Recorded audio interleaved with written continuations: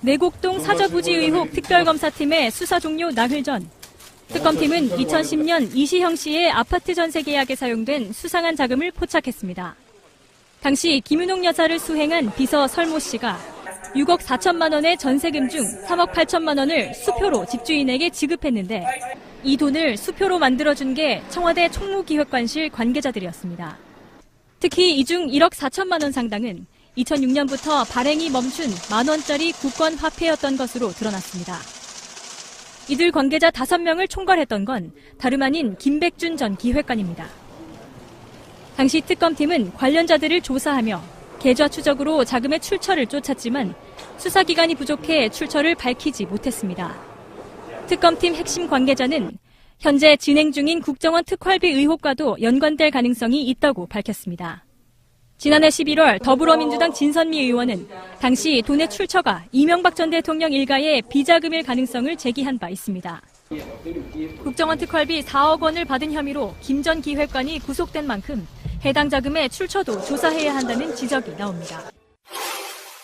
정두환 전 의원은 이 전 대통령 측의 폭로전 예고를 평가절하했습니다. 노무현 대통령에 대한 내용을 깔 수가 있다는 것을 암시하는 거죠. 그런데 그거에 의미가 없어요. 노무현 대통령이 이미 돌아가셨는데 그래봤자 별 효과 없어요. 노무현 정부 때 비위 사실의 근거를 확보하고 있는지 의문이고 노 전 대통령이 고인이 된 만큼 파급력도 크지 않을 거란 얘기입니다. 정 전 의원은 2002년엔 서울시장 당선을, 2007년엔 대통령 당선을 도와 한때 이 전 대통령의 복심이라 불렸던 인물입니다. 역시 이 전 대통령의 최측근이었던 김희중 전 제1부속실장의 검찰 진술을 알린 것도 정 전 의원입니다. 여당은 수사 국면을 정쟁 프레임으로 바꾸려는 이 전 대통령 측을 맹비난했습니다. 바깥의 정치 보복이 아니라 내폭이었던 것입니다. 더 이상 악의 편에 설 수가 없다라는 양심 고백에 따른 것입니다. 반성 없는 성명과 그 측근들의 권력형 비리 의혹 물타기 시도에 분노를 금치 못합니다. 또 민주당은 이 전 대통령이 직접 검찰에 출석해 조사를 받아야 한다고도 했습니다. 이명박 전 대통령 관련 검찰 수사는 제일 처음 국정원과 군의 댓글 공작, 이 정치 관여 의혹에서 다스, 이 국정원 특수활동비 상납 의혹 순으로 시작됐습니다. 시간 순으로는 이렇지만 현재 뭐가 더 이 전 대통령에게 더 가까이 갔느냐를 놓고 보면 순서가 바뀝니다. 자, 여기에 국정원 특수활동비의 사용처를 쫓는 과정에서 불거져 나왔지만 이 민간인 불법 사찰 사건, 이 내곡동 사저부지 매입 의혹은 이 자체로 또 하나의 핵심 수사 대상입니다. 즉, 현재 이 전 대통령을 겨눈 검찰의 창은 모두 5개나 되는 셈입니다. 자, 하나하나 살펴보겠습니다. 자, 먼저 김희중, 원세훈 등 최측근들이 입을 열기 시작한 만큼 특수활동비 부분이 속도도 가장 빠르고 이 전 대통령의 직접 소환이 불가피하다는 얘기도 이 부분에서 나옵니다. 민간인 사찰 사건 입막음용으로 전달된 이 관봉 상태의 5천만 원. 검찰은 현재 이 돈이 누구의 지시로 전달됐고 어디까지 보고됐는지 다시 파헤치고 있습니다. 또 이 전 대통령의 아들이죠. 이시영 씨가 이 내곡동 사저부지를 사는 데 쓴 현금 6억 원의 출처 역시 결과에 따라 치명적일 수 있습니다.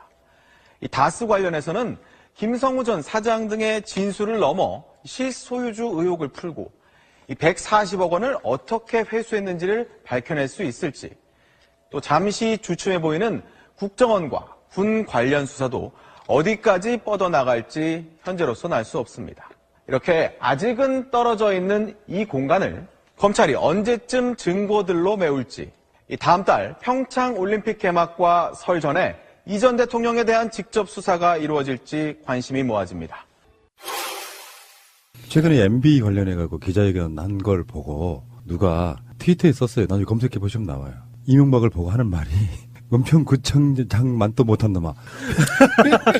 기준으로 왜 나를 끌고 들어가는 거야? 이명박 대통령은 몇 번 만났어요. MB한테. 우리 민주당 구청장이라고. 그랬더니 등도 두들겨주고. 아주 쇼맨십이 좋아요, MB가. 우리 구청장 등 썩었네. 근데 이제 말로는 민주당 보좌관들이 이겨요. 야, 이 자식들아, 이 형들은 말이야, 막 전과가 몇 범이고, 너네는 한 주먹 그래도 안 돼, 이 자식들아. 근데 걔네들은 가만히 침묵 지키다가 확 밀면 우리가 깔려요. MBC 보도가 많네요. 그 진보는 말랐고, 보수는 알통이 있다고. 네. 진짜 그래요. 에피소드 후반부에 나옵니다.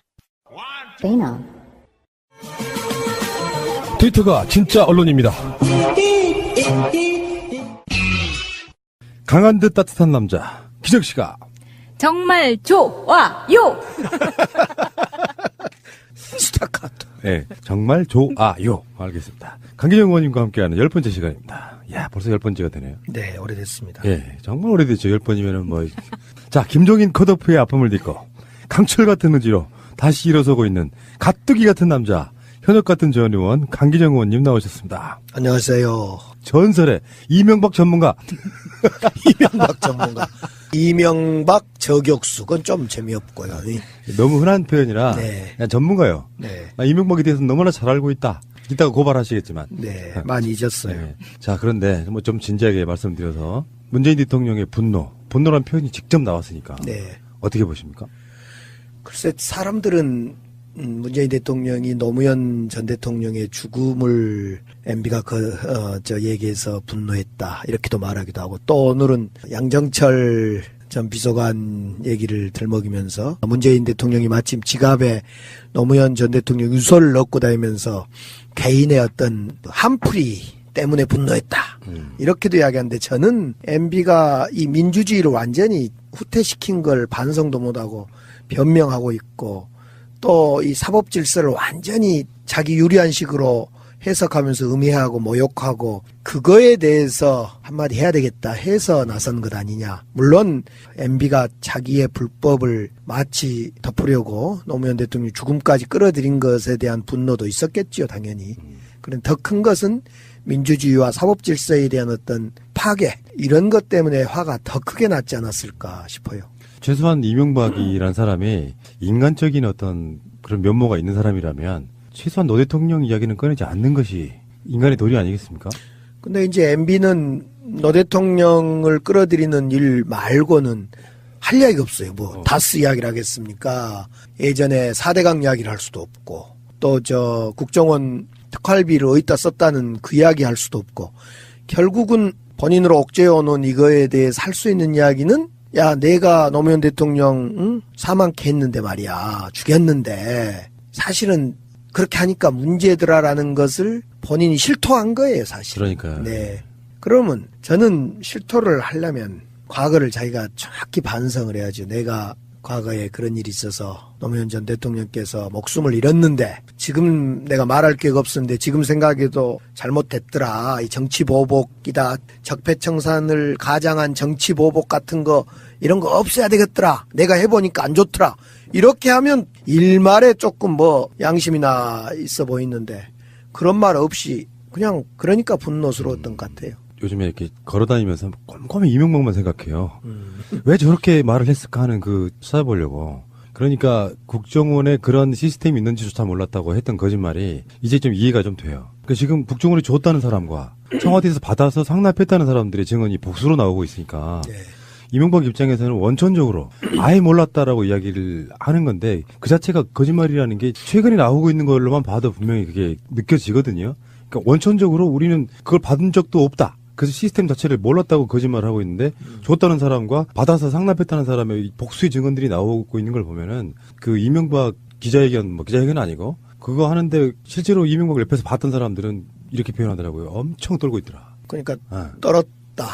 정두원 전 의원도 엄청 긴장하고 떨었다 그랬고, 정청래 의원은 기자회견장에 기침밖에 없었다. 이렇게도 표현을 했고. 근데 제가 볼 때는 이제 박근혜는 문고리 3인방이 막 이제 증언을 하고 구속이 되고 사실을 실토하니까, MB는 우리는 문고리 3인방은 없어 이러고 안심을 하고 있었잖아요. 그런데 이제 갑자기 김희중을 중심으로 해서 진실을 말하기 시작한 거예요. 그냥 진실이 아니라 가족 앞에 가족을 걸고 진실을 말하기 시작하니까 뜨거라 이러고 있고, 다스 사장 김성우 사장도 이제 본인이 살려면 뭐 진실을 말해야죠. 이러니까 아마 이제 우리한테 문고리 3인방이 없는 게 아니라 문고리 3인방, 4인방이 있을 수 있겠구나. 예, 알겠습니다. 자, 측근으로 있다가 마음이 바뀐 사람. 우리 입장에서는 이 사람들을 배신자라고 하면 안 되죠. 양심선언자라고 보면 되는데. 예. 일단 상당히 먼 이야기긴 해요. 정두원이 이명박의 측근이었을 때는. 네. 근데 이명박 측근으로부터 떨궈져 나와서 그 사람들이 변하는 모습을 보면 정두원부터가 이명박한테 굉장히 배신감을 느끼는 것 같은 그런 느낌이에요. 오기로 하는 거 있잖아요. 네. 이 사람 망해라 하는 거. 그러니까 지금 정두원하고 김희중하고 약간 월계 구조가 좀 비슷하다고 보거든요. 정두원, 김희중 둘이가 대화를 많이 한 것 같아요. 일단 두 사람이 동병상련 아니었습니까? MB 정권에 두 사람 다 감옥을 갔었어요. 그것도 돈 문제로 해서 좋지 않게 감옥을 간 거죠. 그래서 정두원은 이상득한테 버림을 받고 김희중은 MB한테 버림을 받으면서 두 사람이 이명박 세력, 그러니까 이상득을 포함한 이명박 세력한테 쉽게 말해 영포라인한테, 지금은 다 잊어버린 과거의 이야기가 됐습니다만 영포라인 얼마나 셌습니까?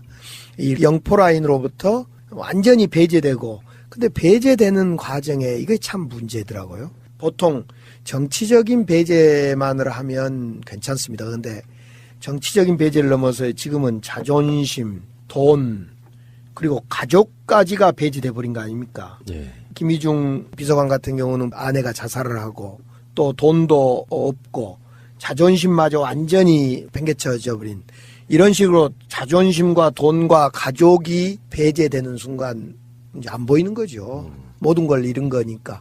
그러니까 그렇게 배제될 때, 측근이 배제되면 고발을 하게 되는 거죠. 예. 지금 김희중 경우가 그런 것 아닌가. 예. 정두원도 그렇고. 그래서 예. 제 생각은 정두원, 김희중이 지금 많은 것을 둘이 교감하고 있는 것 같아요. 그 뭐 문자도 서로 주고받고. 문자도 주고받고. 그래서 정두원 의원이 바람을 잡으면 김희중 비서관이 또 진술을 약간 하고 예. 이러면서 지금 두 사람이 많은 것을 교감하고 있는 것 같아요. 정두원 입을 통해서 정두원은 스피커가 되고 있고 네. 김희중은 이제 내막을 알리는 사람이 되고 있는데 네. 제가 보니까 김희중도 국정원 특활비는 받아서 MB에게 상납을 했고 네. 그리고 저축은행 건으로 들어갔던 건데 아까 말씀드린 것처럼 길거리 지나가면서 계속 이명박 생각만 한다 그랬잖아요. 어매불망. 네. 곰곰이 생각을 해봤어요. 왜 이명박은 김희중을 버렸고 김희중은 왜 저렇게 빡쳤는가를 생각을 해보니까 답이 하나가 더 나왔습니다. 이미 나간 방송의 내용보다 더. 뭐냐면은 저축은행 같은 데 돈을 받아서 일종의 온전한 배달이 아니고 반만 배달하는 방식이 있잖아요. 네. 그러니까 자기가 먹은 것도 사실이지만 네. 상납한 것도 있는 상황인데 이명박 입장에서는 중간에 떼먹었어라고 생각을 하면 분노할 수 있어요. 그래서 버릴 수 있단 말이죠. 김희중 입장에서는 자기가 조금 더 갖는 건 당연해. 근데 그렇게 해서 이제 2심 항소도 하지 않고 사면해줄 걸 기다리고 있었는데 이명박 입장에서는 괘씸한 거예요. 이 사람이. 만약에 2억이 왔는데 1억만 줬다고 생각해봐요. 이명박 스타일로 보면 분노하죠. 네. 그러니까 그런 관계들이 아닌가 싶어요. 저축은행은 김희중이 다 개인 비리했다라고 언론 보도가 나오고 있거든요. 김희중이 한 말들 중에 정두원 통해서 나온 말 중에 나는 내가 먹은 게 하나도 없다고 얘기하고 있어요. 그러니까 저축은행 건도 사실은 이명박한테 거의 대부분 갔을 가능성이 없죠. 서로 분노할 수밖에 없는 경우는 그 경우밖에 없어요. 그러니까 예를 들면 자기가 그냥 개인 비리로 자기 대통령 주군한테 피해를 끼쳤다면 자기가 분노할 일이 없잖아요. 네. 내치더라도. 근데 이명박은 왜 자기 분신 같은 사람을 내쳤을까? 중간에 갈라먹었다. 전 그렇게 보는 거예요. 서로 입장에서는 그게 화나고 분노할 수 있는 지점인데. 어쨌건 지금 나오는 이야기 중에 이제 가장 좀 지저분한 거는 김윤옥 씨가 그 돈을 받아서 명품 사용하는 데 썼다. 미국 방문하면서 따로 챙겨갔다는 거 아니에요? 그것은 그 지금 발언은 매우 조심해야 됩니다. 지금 MB 측에서 고발하겠다는 거거든요. MB 이 배우자인 김윤옥 여사가 한때 그 대우조선해양 그렇죠, 대우조선해양 사장 연임 노비 했다. 그래서 아멕스 수표로 전달되었다. 이것 했다가 제가 민형사 고소당했습니다. 그래서 다행히 무죄는 받았는데 조심해야 됩니다. 그 말은. 저는 근데 지금 김희중 비서관이 또 MB가 서로 분노해서 내부 고발까지 되는 것은 이제 이유는 좀 더 지켜봐야 되겠는데 정두원, 김희중 두 사람이 내뱉는 지금 얘기가 심상치가 않아요. 예를 들면 특활비를 윤옥 영부인이 명품 사는 데만 썼겠냐? 아니다. 민간인 사찰 입마금 선거 과정에서 큰일이 있는데 세 가지 큰일이 있는데 그 입마금으로 썼다 이렇게까지 이야기를 하고 있고요. 또 그 이야기를 좀 더 진전시키면 예전에 그 민간인 사찰 장진수 사건 입마금으로 5천만 원 줬던 이 돈도 그 돈이라는 것이 이제 다시 확인될 거고, 또 하나는 정두원 의원이 뭐라고 하냐면 지금 박근혜 블랙리스트는 아무것도 아니다. 민간인 사찰은. 이명박 정부에서의 민간인 사찰 블랙리스트는 이보다 10배는 더 크다. 이렇게 예고를 하면서 사실상 MB 지금 수사가 블랙리스트 민간인 사찰 문제하고 특활비가 그 뭔가로 쓰여졌던 이쪽 수사로 지금 가는 방향이거든요. 예. 자, 그러면 아까 네. 말씀하시다가 잠깐 살짝 피하시는 것 같은데 네. 대우조선해양 남상태 이야기 좀 잠깐만 하겠습니다. 네. 2010년 11월 2일 국회 대정부 질문에서 우리 강기정 의원님께서 대우조선해양의 남상태 사장이 연임을 위해서 이명박 대통령의 부인인 김윤옥 여사에게 직접 로비를 했고 이 과정에서 $1,000짜리 여행자 수표를 다발로 전달했다는 의혹을 폭로했습니다. 근데 그 정보는 어디서 들으신 거예요? 밝힐 수는 없고요. 제가 재판 과정에도 안 밝혔어요. 아, 그러셨구나. 두 사람으로부터 제보를 받았죠, 당시에. 그 두 사람 중에 한 사람은 어떤 사람이냐면 지금 죽고 없는 김재정, MB의 처남이죠. 예. 김재정과 김재정 부인이 지금 다스의 또 다른 소유주인 권모 씨 아닙니까? 권영미. 권영미. 그러니까 MB의 정확히 누구죠? MB의 처남댁. 부인. 예, 처남댁. 처남댁. MB의 처남댁인 권 씨를 통해서 김윤옥 여사한테 로비를 했다. 그 로비에 사용됐던 것이 아멕스 수표다. 저는 아멕스 수표가 뭔지를 몰랐어요. 이 여행자 수표라고 해서 고액권이군요. 고액권 그냥 사인도 할 필요 없는 수표 중에도 여행자들이 쉽게 쓰는 수표라 그러네요.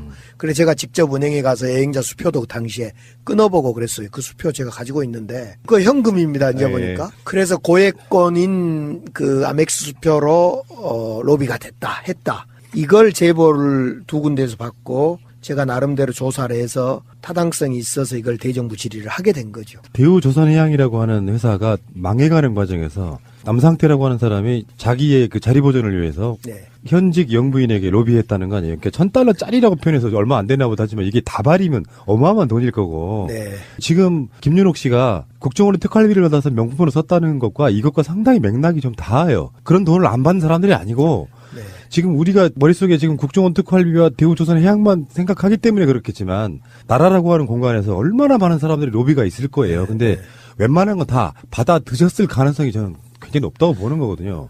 저는 일단 당시에 2010년에 이 제보를 받았을 때는 이 MB의 통로가 MB의 처남댁인 권모 씨로부터 통로가 됐다는 것, 그런 구체적인 증언이 있어서 아주 구체적인 증언을 받고 대정부 질의에 이걸 대정부 질의를 하지요. 그리고 그 결과 저에게는 재판과 이어지는 청목회 비리 의원으로 다시 저에겐 탄압이 시작되죠. 요즘 블랙리스트 아니에요, 그것도? 사실은 블랙리스트죠. 예. 지금 의원님이 이명박 전문가로서 국회 대정부 질문에서 나왔던 이야기 때문에 정말 곤욕을 치르신 거 아니에요? 근데 나중에 2016년쯤 와서는 그게 다 사실로 또 밝혀지잖아요. 그렇죠. 대우조선 해양 문제는 그때 제가 2010년부터 밝히기 시작해서 지금까지 2016년까지 완전히 역대 대우조선 해양 사장 3명이 다 구속됩니다.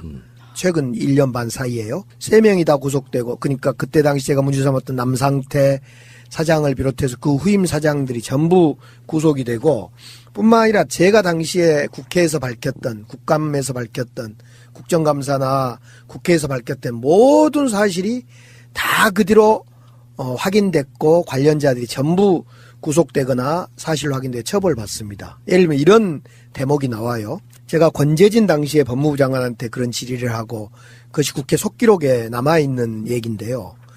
제가 2012년 말 언제 국회 예결위 제가 간사일 때 예결위장에서 이렇게 권재진 장관한테 묻습니다. 장관님, 남상태 대우조선해양 사장의 부인의 통장에 알 수 없는 사람이 알 수 없는 돈 2억 4천 그리고 1억 몇천 해서 도합 지금 정확한 수치는 기억나지 않는데 도합 4억에서 5억 되는 돈이 입금이 됐는데 그 돈에 수사를 했습니까? 그러니까 내사를 했습니다. 그러면 그 돈이 뭡니까? 그랬더니 잘못 들어간 돈이라고 해서 반환 조치하고 끝냈습니다. 내사 종결했습니다. 나도 그런 데 한번 들어왔으면 좋겠네. 그래서 제가 이건 지금 국회 예결위장에서 법무부 장관과 제가 대화한 내용, 속기록에 있는 내용입니다. 아니 장관이 이거 이해가 됩니까? 2번에 걸쳐서 4억에서 5억가량 되는 돈이 대우조선해양 부인의 통장으로 들어왔는데 왜 들어온지도 모르고 하긴 수사해 보니까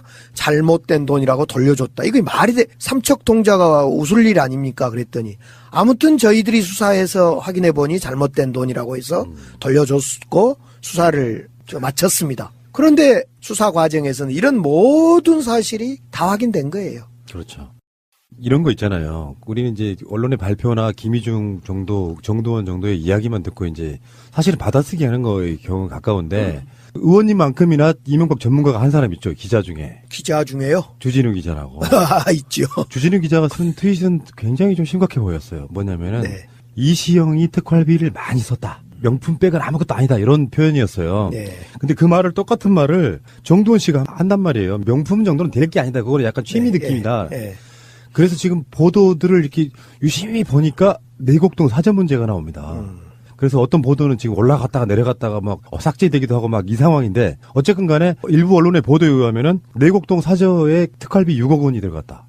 이렇게 되면 이제 명품백 뭐 몇천만 원짜리는 그거 아무것도 아닌 거죠. 그때 내곡동 사저 관련해서 국정조사도 하고 아주 의혹이 너무 많은 일이었습니다. 하셨죠 그때? 네, 직접 했고. 그리고 전문가시잖아요. 예.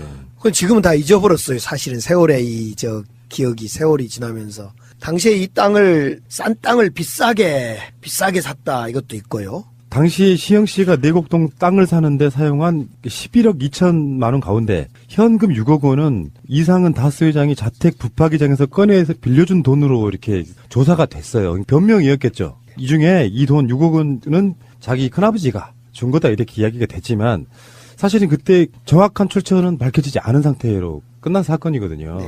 지금에 와서 그걸 되돌려 보니까 여러 가지 뭐 근거들이 있겠죠. 이제 주장하시는 분들이야. 그 돈이 출처 없이 둘러댔던 그 돈이 은행에 인출 기록도 없고 아무것도 없으니 자기 가장 가까운 친척의 장롱에서 나왔다 이렇게 말한 건 사실 믿을 수가 없는 상황이잖아요. 네, 예. 그때 정황으로 보면 국정원의 특활비였을 가능성이 100%다 이거예요. 그렇습니다. 당시에 내곡동 땅 자금 출처가 최대 현안이었는데 밝혀지지 않았는데요. 그것이 특활비일 가능성도 있고 또 다른 비자금일 수도 있고 그랬는데 아무튼 밝혀지지 않고 넘어갔던 거죠. 이 6억 원 정도가 만약에 내곡동 땅의 자금 중에 일부로 밝혀지면 국정원 특활비가 이제 어디까지 왔냐면은 대통령 영부인의 명품을 사는 데도 쓰이고 쌈짓돈 뭐 이런 개념 있잖아요. 용돈 쓰시라고 뭐 몇천만 원 정도는 기본으로 몇 억 정도는 전달해주고 이명박의 아들인 이시영한테도 쓰이는 거고 이명박 자체는 국정원 특활비로 사실 가장 파렴치한 비리를 한 거 아니에요. 심지어 당시 국정원 기조실장이 이명박을 독대해가지고 이렇게 쓰시면 안 된다고까지 진언했다고 하니까 이거는 어마어마한 역대급 비리, 박근혜보다 더 심각한 비리 아닙니까? 그렇죠. 지금 박근혜 대통령의 비리도 지금 여러 가지가 아직도 수사가 진행되고 있지만 이명박 비리는 지금 앞서 정두원 또 여러분들이 주진우 기자 여러분들이 김희중 비서관 등등이 막 발언한 거 보면 민간인 사찰 특활비에 민간인 사찰 용도로 쓰인 것 등등으로 내곡동 사저에 쓰일 수 있다는 의혹 등등이 막 터져나오고 있는데요. 이 정도 되면 정두원 씨가 이야기하듯이 박근혜보다 10배 이상의 블랙리스트를 작성했다라는 이야기와 더불어 큰 폭발력을 가지고 있는 것 같아요. 예. 당시에 제 기억에 내곡동 사저 땅 구입 문제가 하나는 이제 그 돈이 어디서 났을까라는 것이 하나가 저희들이 풀리지 않는 의혹이었고요. 또 하나는 당시에 시가보다 훨씬 비싸게 땅을 샀어요. 그러니까 이시영이는 실제보다 싸게 사고 예. 그리고 경호처 내곡동이 가게 되면 이제 경호 그렇습니다. 경호처는 국가 돈으로 하니까 비싸게 사고 이시영은 싸게 사서 이걸 n분의 1로 하면 자기 돈은 적게 들어가고 맞습니다. 국가 돈은 많이 들어가는. 네. 정말 꼼꼼하죠. 대단한 그 뭡니까 자산 불리는 걸 뭐라 그러죠? 재테크에 엄청 재테크에 아주 뛰어난 의원님이 그런 재테크를 배우셨어야 돼요. 그렇죠. 주공 아파트인가요? 시형 아파트인가요? 200만 원짜리. 아버지가 물려주신 재산, 유산. 그래서 사실은 흑수저인 우리 의원님이 국회의가 생각해보세요. 이제 이명박은 거대한 권리액 같은 거예요. 국회에 가가지고 죄송해요. 이런 표현 저는 이렇게 계속 쓰고 싶습니다. 우리 촌놈 강기정 의원님께서 그 국회 의사당에서 그거를 막 발표 폭로를 하니까 범국가적으로 벌떼처럼 달려들어가지고 사실 탄압한 거 아니에요. 그때는 종편까지 있어가지고요. 제가 완전히 이상한 사람 돼버렸죠, 그때. 그러니까 일반 민초에 가까운 우리 국회의원이라도 의원님이 그러고 있을 때 정말 사악한 이 골리앗은 그걸 갖고 막 갖고 놀았던 거예요. 나중에 몇 년 지나고 나면 사실은 그 말이 맞아. 네. 야, 정말 나는 이명박이라는 사람을 보면요. 본인도 떨리겠죠. 내가 만약에 이명박이고 혹시 마차님 정도가 이제 김희중이라고 하면 그렇게 어려움을 겪고 있으면요. 아무리 어떤 서로 간에 어떤 관계가 있던 간에 도와주는데 면담을 수차례 만나달라고 했다는데 뚝 잘라서 거절했다는 거예요. 내가 보기엔 그거 횡령한 건 맞아요. 반띵해버린 거야, 김희중도. 그래서 이명박은 분노하고 있는 거고. 제가 기억나는 것이 지난번 한번 우리 이 자리에서 말씀을 드렸는가 모르는데 제가 원주교도소 이제 감옥을 한 7군데 살다가 돌아다니다 보니까 인연이 돼서 원주교도에 살고 있는데 그때 누구를 만나냐면 김태촌을 만납니다. 우리 서방파 보수 김태촌. 김태촌을 만나서 이렇게 대화를 이렇게 많이 했죠. 그때 당시에. 근데 당시에 김태촌 서방파 두목의 재판에 누가 증언을 많이 하냐면요. 자기의 핵심 신복들이 쉽게 말해 변심을 해서 증언을 해요. 김태촌에게 불리한 증언을. 그래서 그때 당시만 하더라도 김태촌은 조금 지금 고인이 돼버렸습니다마는 좀 의리가 없다. 밑에 부하들이 김태촌만 믿고 때로는 칼을 들고 못된 짓도 하고 시킨 대로 했는데 그 부하들이 감옥 가고 어렵고 그러면 그 가족들이 못 살고 그러면 김태촌이 가지고 있는 돈을 나눠야 되는데 그동안 모아놨던 돈 이런 걸 나눠야 되는데 그걸 안 나눴다는 거예요. 그러니까 이제 맞아요. 조폭들은 돈 때문에 변심을 하기도 하는데 꼭 돈 때문이었겠어요. 이 김희중 비서관 경우도 돈과 자존심과 아내까지 잃어가면서 모든 것을 MB와 함께 했는데 MB가 주는 것은 사면도 안 주죠. 면담도 안 해주죠. 아내의 죽음 앞에 그 흔한 국화꽃 한 송이도 안 바치죠. 도대체 이건 완전히 무너지는 거죠. 그러니까 그 어떤 욕심. 네. 욕심이 많은 사람은요. 1억 원이 생겼어. 자기네 집단 패밀리가 있잖아요. 근데 그걸 무시하고 자기가 1억 원 다 가져가. 그러면 이제 그쪽에 나누지 못한 사람들은 그게 항상 서운할 수밖에 없어요. 이게 계속 겹치고 이제 감옥에 들어간다는 건 대부분 정치인들은 그런 경우가 많잖아요. 밑에 있는 그 졸개에 해당하는 분들은 뒤집어 쓰고 가는 경우가 대부분이에요. 지금 이 상황에서 말이에요. 이명박 관련해서 지금 뭐 김백준이나 김진모나 김희중이나 이런 사람들이 내가 했다. 그게 뒤집어 쓰고 들어가는 거예요. 우리가 반대쪽에서 보면 그게 꼬리자리인 거고. 그리고 다 뒤집어 쓰고 들어갔는데 거기에 대한 보상이 전혀 안 되면 원래 정치든 조폭이든 그렇게 뒤집어 쓰고 들어가주면 보상은 확실하게 해주는 거거든요. 왜 영화도 보면 그런 거 있잖아요. 그 1987에도 그런 거 나오잖아요. 가족들 다 우리가 책임질게. 나중에는 그 정반대로 써먹잖아. 네 마누라하고 네 새끼들 갖다가 쥐도새도 모르게 죽일 수도 있다. 뭐 이런 식으로 가버리잖아요. 그러니까 그런 식으로 다 보상을 해주는 건데 보상이 안 된 상태다 보니까 이 사람은 내가 보기에 의리도 없었던 거예요. 이명박은 보니까 사람 중심의 생각을 안 한 거예요. 사람 중심에 좀 생각하면 좋든 싫든 같이 했던 사람들을 챙기고 그런데 여기는 안 챙기잖아요. 돈 중심의 생각을 한 거죠. 내곡동 땅 시기가 비슷해요. 그 돈 전달했다는 시기가 거의 비슷해서 그 돈도 내곡동 땅도 국정원 특활비로 만약에 밝혀진다면 요즘에는 그 SNS 시대가 돼가지고 사건이 오랜 시간 딜레이가 안 되더라고요. 결정적인 증언들을 완성했다고 하면 얼개를 완성했다고 하면 우리 생각보다 훨씬 빨리 이명박 씨가 포토라인 설 가능성이 있다 그러지 않겠습니까? 그 이제 김희중 씨가 증언을 하는데 가족의 이름으로 증언을 했단 말이에요. 그러면 검찰 조사에서 저는 다 이야기를 했을 것 같고 문제는 이제 그런 생각이 들어요. 전두환 골목 성명을 한지 전두환이 3일 만에 구속이 됐습니까? 그래서 벌써로 3일을 세고 있는 분도 계시던데 그렇게까지 내일이네 셀 필요는 없을 것 같고요. 저는 이제 이런 생각은 좀 들어요. 지금 이제 MB가 전면에 나선 거 아닙니까? 그러면서 박근혜는 뭔 생각을 하고 있을까? 웃고 있을까? 아니면 어떻게 생각하고 있을까요? 박근혜는? 하늘의 뜻이 뭔지 아십니까? 네. 의원님? 이명박 사무실의 호수가 503호예요. 5035. 무섭지 않으세요? 503? 이명박 사무실이요. 네. 이명박 개인 사무실. 거기에 호수가 503호라고요. 그게 뭐지 503이? 박근혜 수임이잖아요. 수임. 그럽니까? 무섭지 않으세요? 이제 이명박이 자잘한 잡범 같은 이야기들 몇 개만 할게요.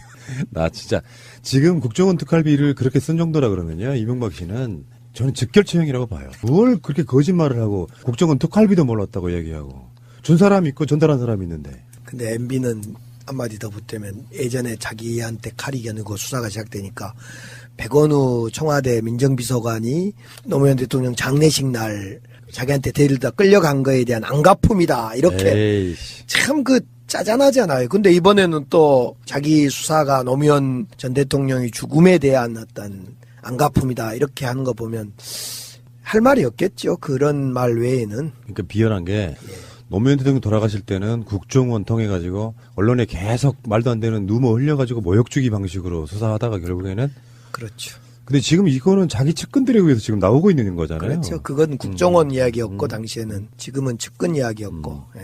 자, 그런데 참여연대가요, 지금 아랍에미레이트 비밀협정 의혹 관련해서 MB를 고발했습니다. 그러니까 지금 청와대가 국익을 위해서, 현재 청와대가 국익을 위해서 이 사건을 협정 자체를 약간 수정하는 쪽으로 가려고 하는 것 같아요. 그래서 국회 비준과 문제도 이렇게 협의가 되고 또 우리 기업들 문제가 있는데 네. 어떻게 됐건 또 이게 고발이 되고 나면 또 수사를 또 해야 될 거 아니에요? 글쎄 이건 아랍에미레이트 UAE하고 비밀협정 당시에 원전 협상이 2009년대이고 2010년도에 4개의 비밀협정이 맺어졌고 공개되지 않았다는데 그 비밀협정의 내용이 우리에게 불리한 협정이라는 것은 언론 보도를 통해 봤는데요. 네. 저는 이 문제는 그냥 정부에게 맡겨주는 것이 좋겠다.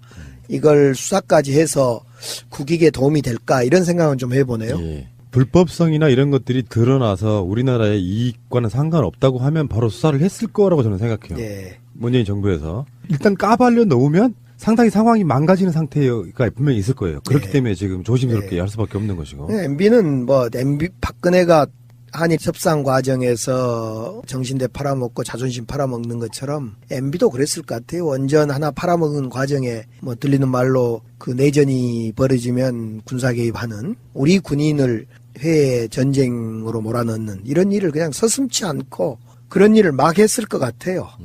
그걸 이제 우리 정부에서 고쳐보려고 한 것 같고. 예. 네. 자, 유해 문제는 일단 넘어가고요. 예. 고발 당했다는 말씀만 예. 드리고요. 자, 지금 4대강 문서도 공교롭게도 이명박이 골목 설명 비슷한 거 하고 그리고 이명박이 지금 이제 사법처리 코앞에 와 있는 상태에서 수자원공사가 4대강 관련 문서를 파기 직전에 발견해서 지금 이게 박범계 의원도 막 이야기하고 폭로하고 대행업체 직원도 지금 기자들하고 이야기하고 그랬는데 수자원공사의 변명은 뭐냐면은 요거는 다 기록으로 남아 있는 거고 나머지 버리는 건 사본이다 이렇게 표현했는데요. 저는 이 말 믿지 않습니다. 왜 그러냐면 다 기록으로 남아 있을 수가 없어요. 모든 자료들은. 사본뿐만 아니라 워낙 방대한 자료들은 이렇게 종이 형태로 가지고 있다가 데이터로 만들어져 있는 그런 자료들은 그중에 일부일 가능성이 높아요. 결정적인 것들은 다 갖고 있다가 불리한 것들만 싹 버리는 형태. 왜냐하면 수자원공사가 사실 이명박이 공범이거든요. 더 문제가 커질까봐 지금 파기하는 게 아닌가 하는 의혹을 지금 제기해보는 거거든요. 네, 4대강만 나오면 제가 경기가 나는데요. 그렇죠. 또 관련이 있으시죠. 네. 4대강 때문에 제가 김성애 새누리당 의원한테 맞고 1,000만 원 벌금까지 제가 재판받았던 그런 일이 있었는데 2010년 12월 8일 국회 본회의장 로비. 한나라당은 4대강 예산이 포함된 2011년도 예산안을 또다시 날치기 처리 시도합니다. 소수 야당인 민주당은 한나라당의 날치기를 온몸으로 맞서면서 격렬히 대치합니다. 이 과정에서 한나라당 김성회 의원이 자신의 본회의장 진입을 저지했던 강기정 의원에게 다가가 주먹으로 얼굴을 강타합니다. 강 의원의 입술에선 곧바로 피가 터지고 8바늘을 꿰매는 상해를 입습니다. 김성회 의원은 육사 대령 출신으로 재학 시절 럭비로 단련된 몸을 자랑하는 괴력의 소유자입니다. 이후 한나라당은 강 의원이 먼저 폭행을 했다고 억지 주장을 합니다. 예. 이런 사건이 있었고요. 그게 4대강 관련한 그런 일이 있었고 나중에 김성회가요. 지역 난방공사 사장에 취임하는 저도 그 사람 기억나요. 정말 무지막지하게 생겼는데 일반적으로 이제 정치권에서는 그걸 그렇게 만들죠. 강기정 의원이 먼저 폭력을 행사했다 이런 식으로. 그거는 이제 정확히 진실을 이제는 말할 수 있다. 우리 여당직자와 기자들이 김성애 의원으로부터 머리카락이 접히고 폭행을 당하고 있어서 제가 김성애 쪽으로 다가가서 야, 왜 그러냐 하고 거센 항의를 하자 김성애의 주먹이 제 안경을 스쳐 지나가면서 때리고 제 주먹이 김성애 의원의 입술로 다가갑니다.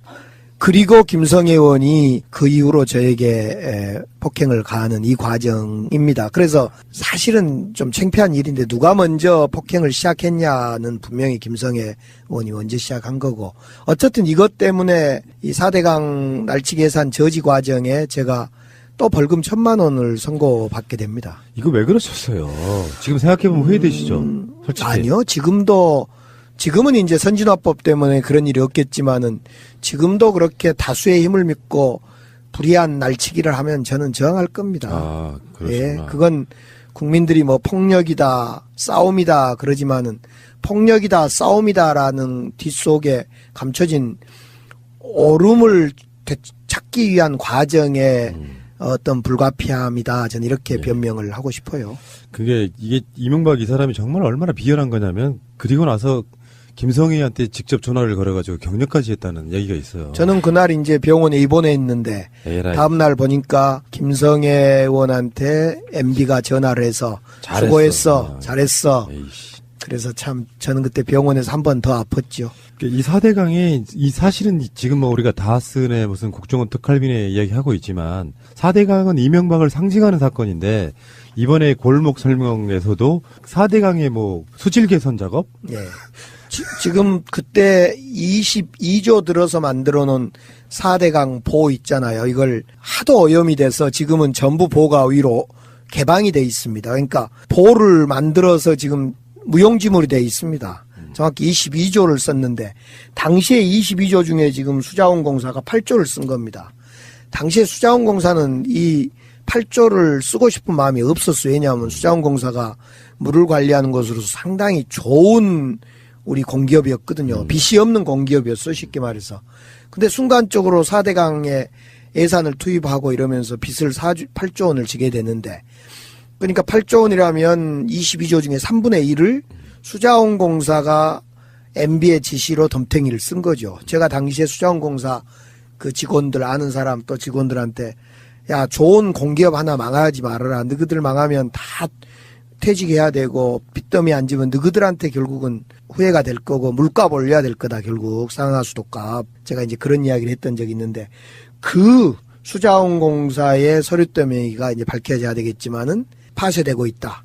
빼돌려서 없어지고 있다. 이런 저도 어제 상황을 보고받고 아 곳곳에서 4대강 흔적 지우기가 시작되고 있구나. 그렇죠. 예, MB의 수사가 더 구체적으로 들어가고 있구나. 이런 생각이 들었어요. 이번에 폐기된 10톤 정도였대요. 문서가 10톤. 어마어마한 거죠. 트럭으로 따지면은 1톤 트럭은 트럭도 아니니까 뭐 빼고 보통 한 10톤 트럭 하면요. 어마어마한 분량을.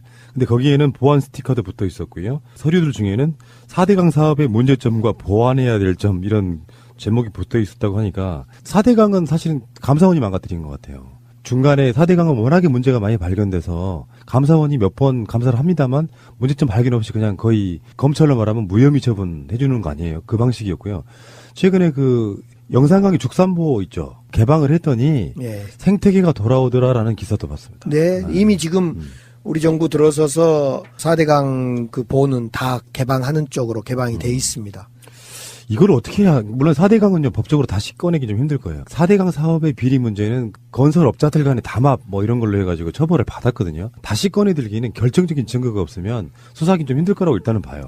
네, 4대강 문제는 제가 2010년부터 2년 동안 아무튼 저하고 김진애 의원하고 주로 이제 이 4대강 문제를 많이 다뤘던 의원 중에 한 명인데요. 지금은 이제 김상희 의원 그 뒤로 이렇게 다뤘는데 이건 다시 보기는 봐야 될 문제입니다. 지금 뭐 비리가 있었냐 없었냐를 떠나서 이 4대강을 원상으로 회복하자.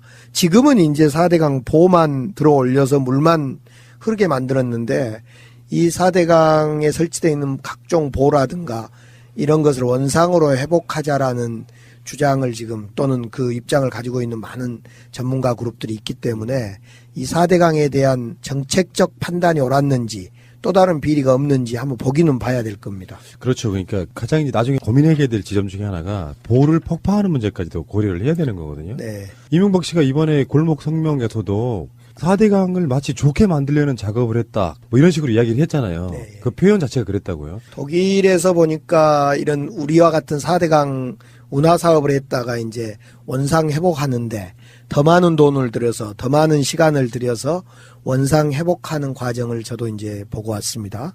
근데 독일도 그렇듯이 우리도 4대강에 대해서 저걸 지금은 이제 소통만 했지만은 어떻게 해야 될 건지를 진지하게 검토해야 될 겁니다. 지난 5년 동안 저는 4대강 살리기와 이렇게 표현했어요. 4대강 살리기. 저는 4대강 살리기와 최악의 국책 사업이라고 표현하잖아요. 그렇죠. 4대강은 죽었죠. 근데 이제 여기서 보면은 이 문서 파쇄를 했던 이 근로자가 굉장한 일을 한 거거든요. 이 사람의 제보예요.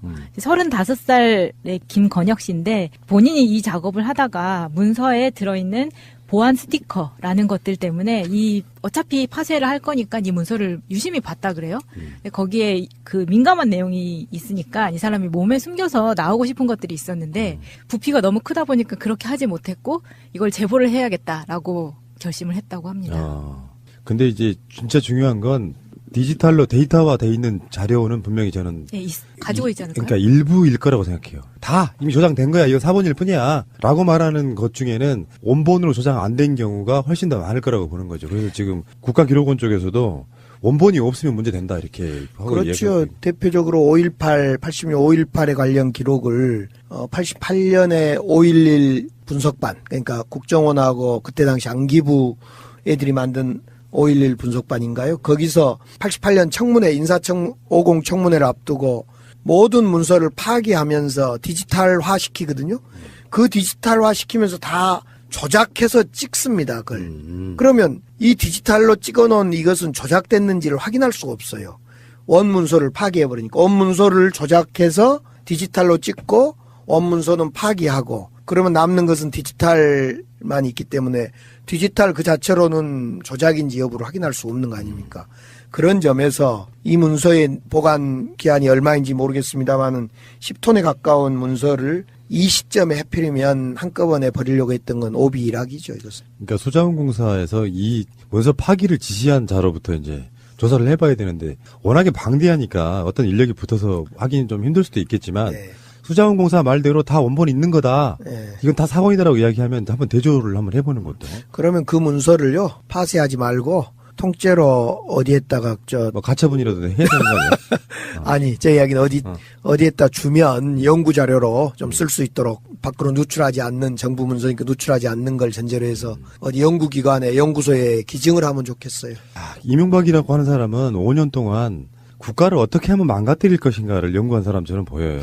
먹고 튀자죠. 네. 먹고 튀자. 곳곳에 이명박이 흔적이 없는 곳이 없어요. 그렇지. 하다못해 나쁜 거 배우면 안 되는 건데 국정원 특활비도 사실 알고 봤더니 이명박이 개발한 일종의 어떤 재테크 방식 중에 하나였던 것 같았고. 박근혜, 최순실과 문고리 3인방은 조금 단순 무식하게 했고 네. MB는 이제 밝혀져 봐야겠지만은 조금 노련미 그 기업 비즈니스를 동원했는지 좀 부드럽게 했고 이런 차이 같아요. 중국이요. 그 위성 하나 쏘아 올리는 거 있잖아요. 네. 2조 정도면 가능해요. 북한의 핵무기 만드는 비용이 얼마나 들었을까요? 제 생각에는 불과 한 몇 조 정도면 가능한 거예요. 불과 몇 조, 한 1, 2조 정도면. 근데 강을 망가뜨리는데 22조를 썼고 지금도 돈이 들어가요. 관리 비용으로. 그렇죠. 이 정도 되면은 이 정도 실패한 대통령은 뭔가 구상권 청구를 해야 된다고 봐요. 이거 말이 안 되잖아요, 이게. 참. 오비일학이란 말이 있습니다. 이명박이 딱 이렇게 수사를 받게 될 시점에서 수자원공사는 왜 이 많은 서류들을 파쇄하려고 했을까? 여러분 이거 다 거짓말한 걸 아시죠? 다스가 김경준으로부터 140억 원을 돌려받는 과정에서 김백준이 등장하는데요. 서류를 보내고 주고받을 거 아니에요. 뭐 공증이라든지 이런 거 할 때. 그러면 거기에 김백준이라고 사인을 하고 이명박의 대리인이라고 계속 썼다는 거예요. 그 문서가 발견된 거예요. 정호영 특검 이후에 발견됐던 문서인데 지금에 와서 이게 다시 조명을 받고 있는 거죠. 지금 이 당시에 140억을 김경준 씨로부터 돌려받는 과정에 개입한 사람 중에 한 사람이 LA 총영사였던 김재수. 예, 김재수. 근데 김재수 씨가 지금 한국인입니까? 아니면 국적을 어디로 가지고 있습니까? 김재수는요. 네. 외교부 최초 미국 국적 대한민국 총영사라고 합니다. 미국 국적이구나. 그렇죠. 그래서 한국을 못 들어오고 지금 외국에서 떠돌아다니고 있구만요. 예. 그래서 이제 140억 원을 돌려받는 이 과정에 지금 김백준, 김재수, 청와대 이런 데 관여했다는 거 아닙니까?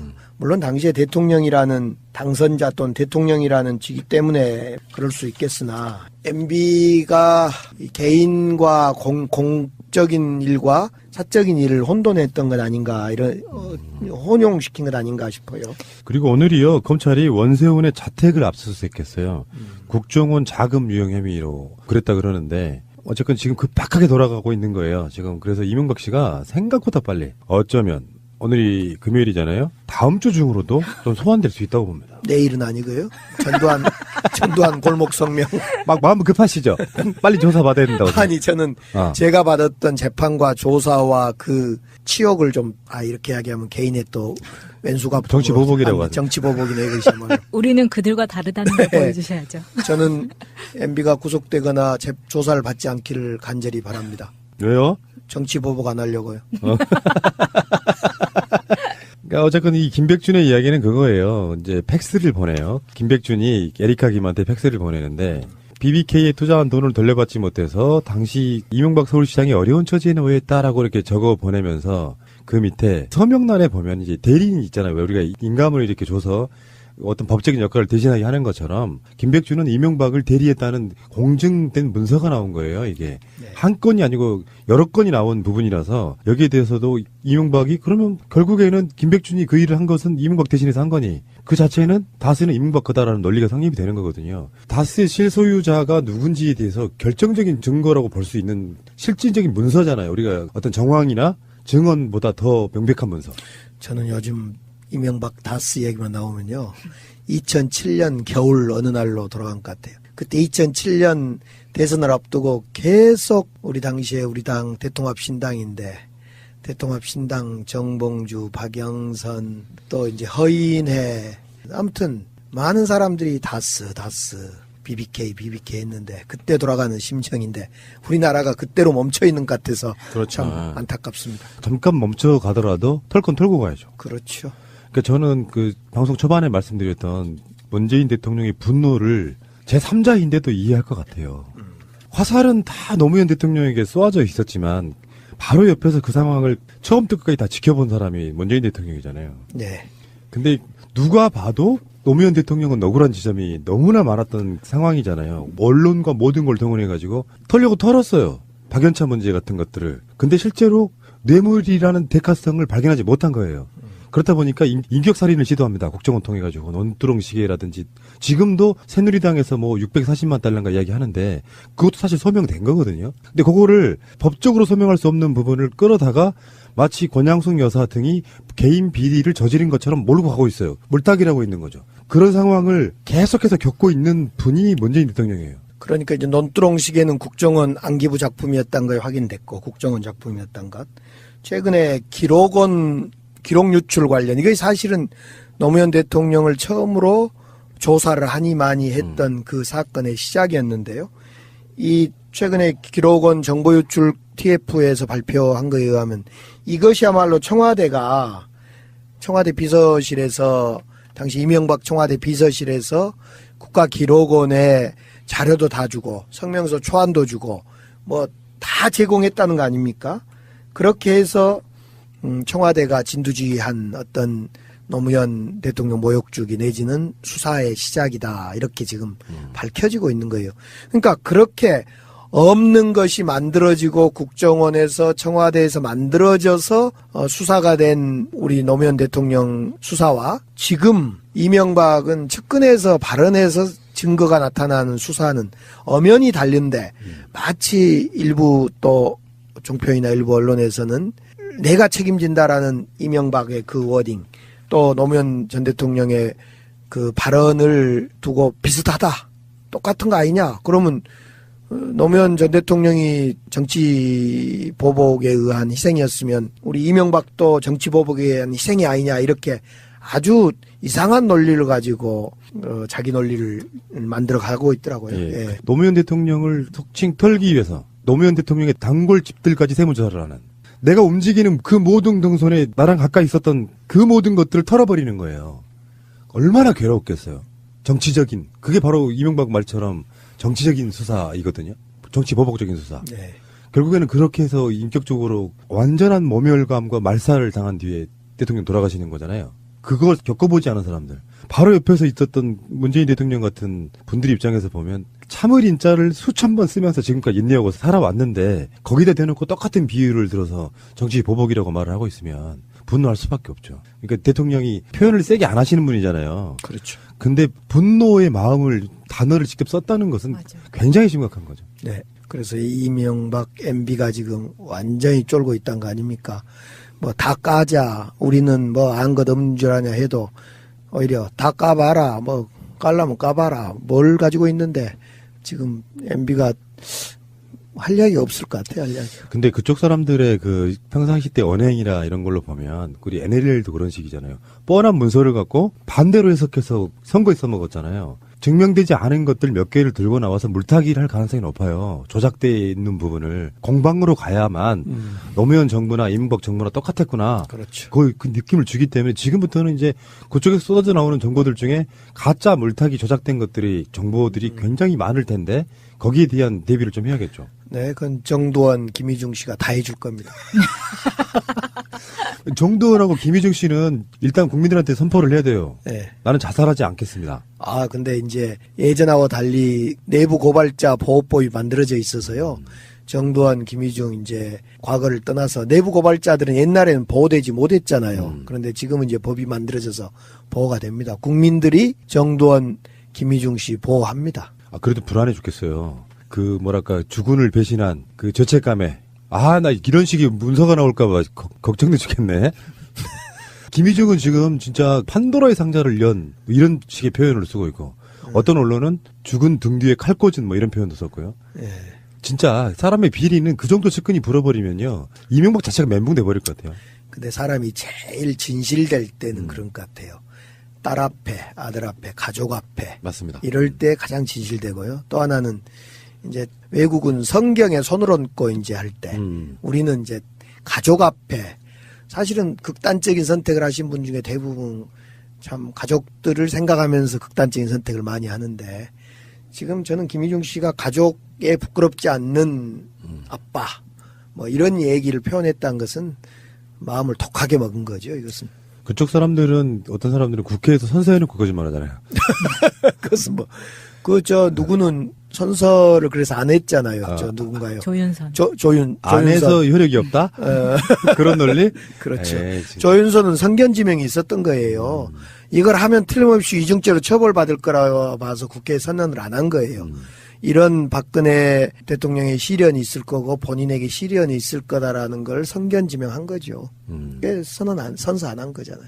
사랑도 명예. 강기정 의원님은 보면은 독립운동을 하던 사람들이 후손들이 정말 가난하게 사는 거랑 똑같은 모양이에요. 이명박 박근혜 기간이 사실 거의 한 10년쯤 되잖아요. 그 기간을 거의 같이 해오신 거죠. 재선이 MB하고 같이 시작했어요. 네. 그러니까 이명박 박근혜를 거치면서 정권에 맞서 싸우는 온몸으로 맞서 싸운 투사 같은 분이신데 현재의 모습은 좀 그렇거든요. 필리버스터 할 때 이런 이야기는 사실 못 했는데요. 그냥 막연히 대화 좀 합시다. 얘기합시다. 뭐 국회란 것이 타협과 대화와 타협의 산실이면 싸움이 어디가 있겠습니까? 이런 이야기를 그때 막연히 했는데 제가 이명박 정부 5년 그다음에 박근혜 정부 제가 있을 때 3년 8년 동안 사실은 재판을 6번을 받게 됩니다. 그 6번이 다 특징이 국회에서 있었던 일이고 이명박 박근혜와 관련되었던 일이고 유죄도 있고 무죄도 있었던 일입니다.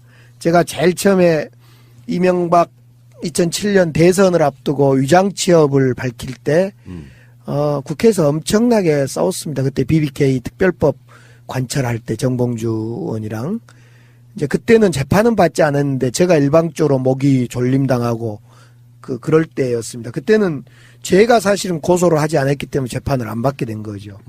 그러다가 2008년 들어서서 이제 이명박 정부가 했던 일 중에 하나가 마스크법이라 해서 마스크 쓰고 집회 시위 가면 처벌한다. 이 법을 통과시키려고 했어요. 그리고 또 동시에 근데 그 당시에 미디어법 종편 만들겠다 그래서 그 두 가지 때문에 국회에서 싸움이 벌어집니다. 그것 때문에 이 싸움 결과 제가 재판을 받게 되고 국회 내에서 공무집행 방해, 국회의원들하고 싸우고 이런다 그래서 입 막고 싸웠다 그래서 공무집행 방해로 재판을 받아서 벌금 500만 원을 받게 되는 것이 제가 이게 이제 그 시련의 시작이죠.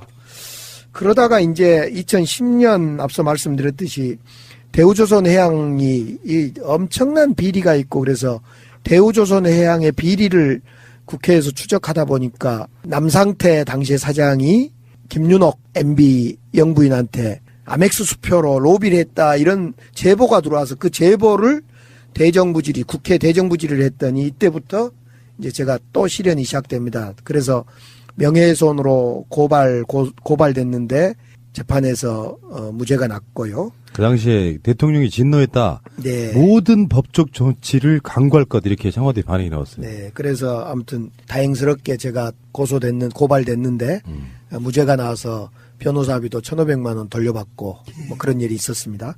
이제 그런데 그것으로 끝난 게 아니라 곧바로 이어졌던 것이 정치 보복적 성격으로 청목회 사건을 만들게 됩니다. 김윤옥 여사를 건드리는 약간 괘씸죄. 그렇죠. 그 사건을 만들기 시작하죠. 예. 이제. 정작 저를 타켓으로 청목회 사건을 시작했는데 다른 국회의원들이 많이 그때 이제 당했죠. 오히려 저는 덜 당하고. 그래서 청목회가 뭐예요, 근데? 그 설명해 주셔야죠. 푸른 나무? 아, 그러네요. 청목. 그 시청이나 군청이나 구청이나 가면 경찰 아닌 경위가 있습니다. 맞습니다. 그 지키고 있는 청원경찰입니다. 지금 청원경찰들의 모임 이렇게 생각하시면 됩니다. 그래서 이 청원경찰들이 자기의 유리한 법을 국회의원들한테 노비하고 그 노비 대가로 10만 원씩 후원금을 내줬다. 이런 그 혐의를 뒤집어 씌워서 청목회 사건을 일으킨데 이 건으로 역시 이제 31명이 국회의원들을 범죄인으로 만들고 그중 12명을 압수수색하고 6명을 기소했는데 그 6명 중에 제가 제일 꼴본으로 기소를 당했어요. 그런데 이제 나머지는 다 그 선고유예 형태로 빠져나오고 저만 이제 과거 국가보안법 학생운동했던 민주화운동했던 전과가 있어서 선고유예가 안 되고 벌금을 90만 원인가 80만 원을 받죠 제가. 이제 그렇게 해서 그 청목회 사건이 저에게 다가온 또 시련이었죠. 아이고, 왜 그러셨어요? 조용히 좀 계시지. 그리고 이제 세 번째로 앞서 말씀드린 4대강 예산안 날치기 저지하는 과정에서 김성애 전 의원하고 싸웠던 이 폭력 사건. 이건 역시 공무집행 방해로 역시 벌금 1,000만 원을 받으면서 김성애 당시 전 의원은 MB한테 전화도 받고 잘했다고 또 박근혜 정권 들어서서는 지역 난방공사 사장으로도 갔는데 저는 폭력 의원이자 재판만 받고 컷오프 됐어요. 네, 컷오프 되고. 이게 중요해요. 그러니까 이게 날치기를 위해서 온몸으로 저항한 사람. 사실 저는 솔직히 말씀드려서 뭐 옆에 계시기 때문이 아니고 어떤 집단이 있다고 쳐봐요. 근데 어떤 사람은 자기 같은 야당 의원이라도 뒤로 슬쩍 빠져 있습니다. 네. 어떤 사람은 나서가지고 열심히 싸워요. 선진화법도 없었기 때문에 그걸 저지하지 못하면 법이 그냥 만들어지는 거잖아요. 그래서 몇 사람이 그런 식으로 약간 이미지화 됐다고 쳐요. 두려움 없이 그냥 맞서 싸웠단 말이야. 그런 문제로 컷오프 시켜버려요. 얼마나 비열합니까? 그러다가 이제 MB의 시대가 끝나고 박근혜 정권이 들어섰는데 박근혜 정권이 들어서는 과정에서 일어났던 일이 국정원 셀프 감금. 그렇죠. 그 사건으로 또 1심 무죄, 2심 무죄, 3심 현재 진행 중에 있는 이것이 저를 또 하나 폭력원으로 또 만들고 있고. 그때 강기정, 문병호, 이종걸, 김현 이렇게 아니 당직자 한 명 있었어요. 네. 폭력행위 등 처벌에 관한 법률상 공동 감금 혐의. 네. 셀프 잠금인데. 이것도 무죄 났죠. 지금 1심, 2심 다 무죄 나오고 그렇죠, 3심 대법원에 가 있습니다. 근데 검찰은 뭐 하는 거예요? 이걸 왜 계속해서 이렇게 위로 올려요? 갈 때까지 그냥 재미삼아 가보자는 거죠. 참 한심스러워요, 이것도. 그러다가 이제 국회에 점령한 박근혜 차벽 설치되는 차 문을 제가 툭 치고 차빼라하던 얘기 때문에 또 재판을 받습니다. 징그럽다, 진짜. 이것도 1심에서 무죄를 받고 지금 무죄를 받아놓은 상태입니다. 의원님, 우리 사모님께서는 여보, 제발 좀 참아요. 뭐 이렇게 안 하세요? 아니, 저도 참아요, 그러지요. 참아야 된다 하지만은 또 어떤 상황이 도래하면 참을지 싸울지. 그래서 제가 어르신들이 자꾸 강 의원이 이제 싸우지 말고 참아요. 그럴 때마다 참아야지요. 그러나 옳은 것과 불의에 대해서 싸우는 것이 먼저다. 이런 이야기도 또 저는 같이 하는 거죠. 여러 가지 유형의 정치인들이 있잖아요. 그 중에 이런 사람도 있어요. 전두환 정권 때 등등등 해가지고 그냥 공무원으로 승승장구해 오는 사람도 있습니다. 뭐 이쪽으로 계시는 분도 꽤 그런 분들 많습니다. 그런 분들이 있는 반면에 그런 분들은 그냥 되는 대로 좋은 게 좋은 거지 하고 오셨던 분들이 있고 사실은 역사를 끌어갔던 사람들은요. 투사형의 정치인들이에요. 안 된 거 안 된다고 말하고 민주주의에 반대되는 거는 계속해서 아니라고 이야기하고 그 과정에서 어쩔 수 없는 폭력 상황도 생기고 근데 세상이 진짜 비열한 게 이런 거야. 독립투사들처럼 맞서 싸운 사람들은 테러리스트라고 하는 거예요. 김구 선생을 그렇게 부르는 사람들이 있잖아요. 그래놓고 그 당시 부역했던 사람들은 그 이후에도 계속 승승장구해서 높은 자리까지 올라가요. 이게 우리나라예요. 난 솔직히 말씀드리면 그 일제 때 상황은 아니지만 이명박근혜도 사실은 그런 상황들로 비춰봤을 때 강기정 의원이 최고의 투사라고 생각합니다. 그러니까 이제 우리가 시대 정신을 이야기할 때 싸웠냐 안 싸웠냐 행위의 문제가 아니라 어떤 것 때문에 싸웠냐 그 정신의 문제를 좀 가져야 될 것 같아요. 예를 들면 싸웠냐 안 싸웠냐로 보면 폭력배냐 아니냐로 논리가 나오는데 어떤 이유 때문에 싸웠냐라고 하면 거의 옳았냐 그르냐로 결론이 날 것 같아요. 뭐 제 스스로를 변명해보자면 저는 늘 옳은 거에는 싸워야 된다. 옳지 않는 거에는 싸워야 된다. 옳은 거에는 싸워야죠. 제가 시간이 다 되니까. 잘하셨어요. 왜 그러냐면 이게 좀 분노가 그런 거라니까요. 네. 싸운 사람 따로 있고 열매를 취득하는 사람 따로 있는 나는 그 시스템이 싫은 거예요. 솔직히. 근데 다치시지만 않는다면 제가 이제 와서 늦게 이렇게 구글이나 유튜브로 자료를 많이 찾아봤을 때 의원님을 찾아봤을 때 사실은 저희 약 좀 뒷세대들은 그런 모습들이 얼마나 멋있는지 몰라요. 아이고 예 멋있 때까지 넘는데 그 당시에는 싸우지 않고 그럼요. 상황을 지켜본다는 것은 뭐라 할까 무기력감이라고 할까. 지금은 선진화법 때문에 날치기가 없으니까 싸울 일도 몸싸움 할 일도 없지만 그때는 안 싸우고 있다는 것은 정상적이지 않죠. 그것이 그 자체가. 그게요. 네. 이렇게 보시면 돼. 이쪽 분들도 그래. 예를 들어서 그런 경우 있잖아요. 지금은 이제 그런 게 많이 없어졌는데 국회에 가서 다수 당 여당이 그냥 처리를 하는데 불만 품고 참석 안 하는 식으로 그냥 사실상 용인해 주는 경우도 있잖아요. 그러니까 안 싸우면 안 싸운다고 뭐라 그래. 그래 놓고 막상 처절하게 싸운 사람은 나중에 너 폭력 의원이잖아. 그리고 실제로는 나머지 달콤한 열매는 아무것도 안 하신 분들이 근엄하게 계신 분들이 다 따먹어 버린단 말이에요. 저는 이게 온당치 않다고 생각하는 거고요. 그래서 저는 강기정 의원님을 같이 방송하게 된 계기도 진짜 그런 부분이에요. 세상에 억울하신 분이에요, 이분이. 요즘에 동네에 다니면 어떤 분이 저한테 그래요. 강원한테 깡패라 그래요. 아니 깡패란 것은 나무 동이나 갈치하고 사사로운 이득을 위해서 싸우는 거에 깡패지요. 제가 국가의 큰 일, 4대강이든 종편이든 큰 일을 막아보자고 했던 저항인데 이걸 깡패라고 하면 제가 했던 일이 제가 나쁜 사람이 된 게 아니라 저를 뽑아준 우리 주민들이 참 이상한 사람 되는 거 아닙니까? 뭐 싸움꾼 강하다 여기까지 제가 동의를 하나 깡패라고 하면 되겠습니까? 제가 자 여러분들 그 강기정 의원 의정 활동할 때 우수 국회의원 또 국정감사 국회의원 뭐 이런 선정되는 거 있잖아요. 한번 보시기 바랍니다. 실제로 콘텐츠와 실력이 훨씬 뛰어나신 분. 민주당의 정책위 의장 출신이십니다. 그러면서도 잘 싸웠어요. 문무를 겸비하신 분이죠. 자 알겠고요. 강기정 의원과 함께하는 시간 10번째 시간이었고요. 앞으로도 훨씬 좋은 방송 준비하겠습니다. 오늘도 고생하셨습니다. 고맙습니다. 감사합니다. 지방 분권이 곧 나의 삶이다. 복지는 지방 분권으로부터 시작한다. 이 시리즈로 인터뷰를 하고 있습니다. 지방선거가 끝나고 나면 여러 가지 관심사 중에 더불어민주당의 구청장이 몇 분이나 당선되느냐 이런 관심이 굉장히 많잖아요. 대한민국 수도에 있는 구청장분들이 사실은 진짜 그 모든 것들을 다 하시는 분이라고 생각이 들거든요. 근데 이분들이 스타급 구청장분들이 굉장히 많습니다. 그래서 오늘 두 번째 시간으로 제가 모신 두 분 소개를 해드리겠습니다. 문석진 서대문 구청장님. 네, 안녕하세요. 문석진입니다. 더불어민주당의 구청장님들이 특색 중에 하나가 다 목소리가 좋아. 아유, 감사합니다. 얼굴도 괜찮아요. 자, 다음에 김우영 은평구청장님 나오셨습니다. 예, 안녕하십니까. 예. 김우영입니다. 어서 오시고요. 우리 동네에서는 우리 구청장은 한 번도 얼굴을 뵌 적이 없는데. 어느 동네세요? 전 동작구입니다.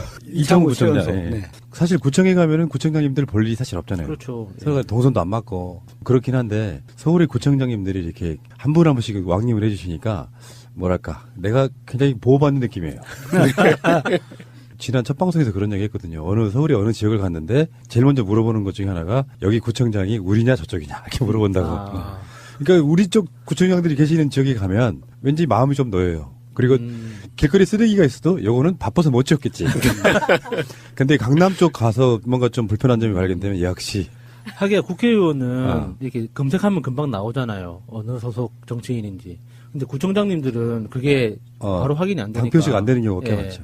한 번 더 클릭해야죠. 네, 한 번 더 쭉 클릭하시면 나옵니다, 경력이. 자, 은평구하고 지금 서대문구인데 이게 서울로 따지면은 이렇게 나눴을 때 북서쪽.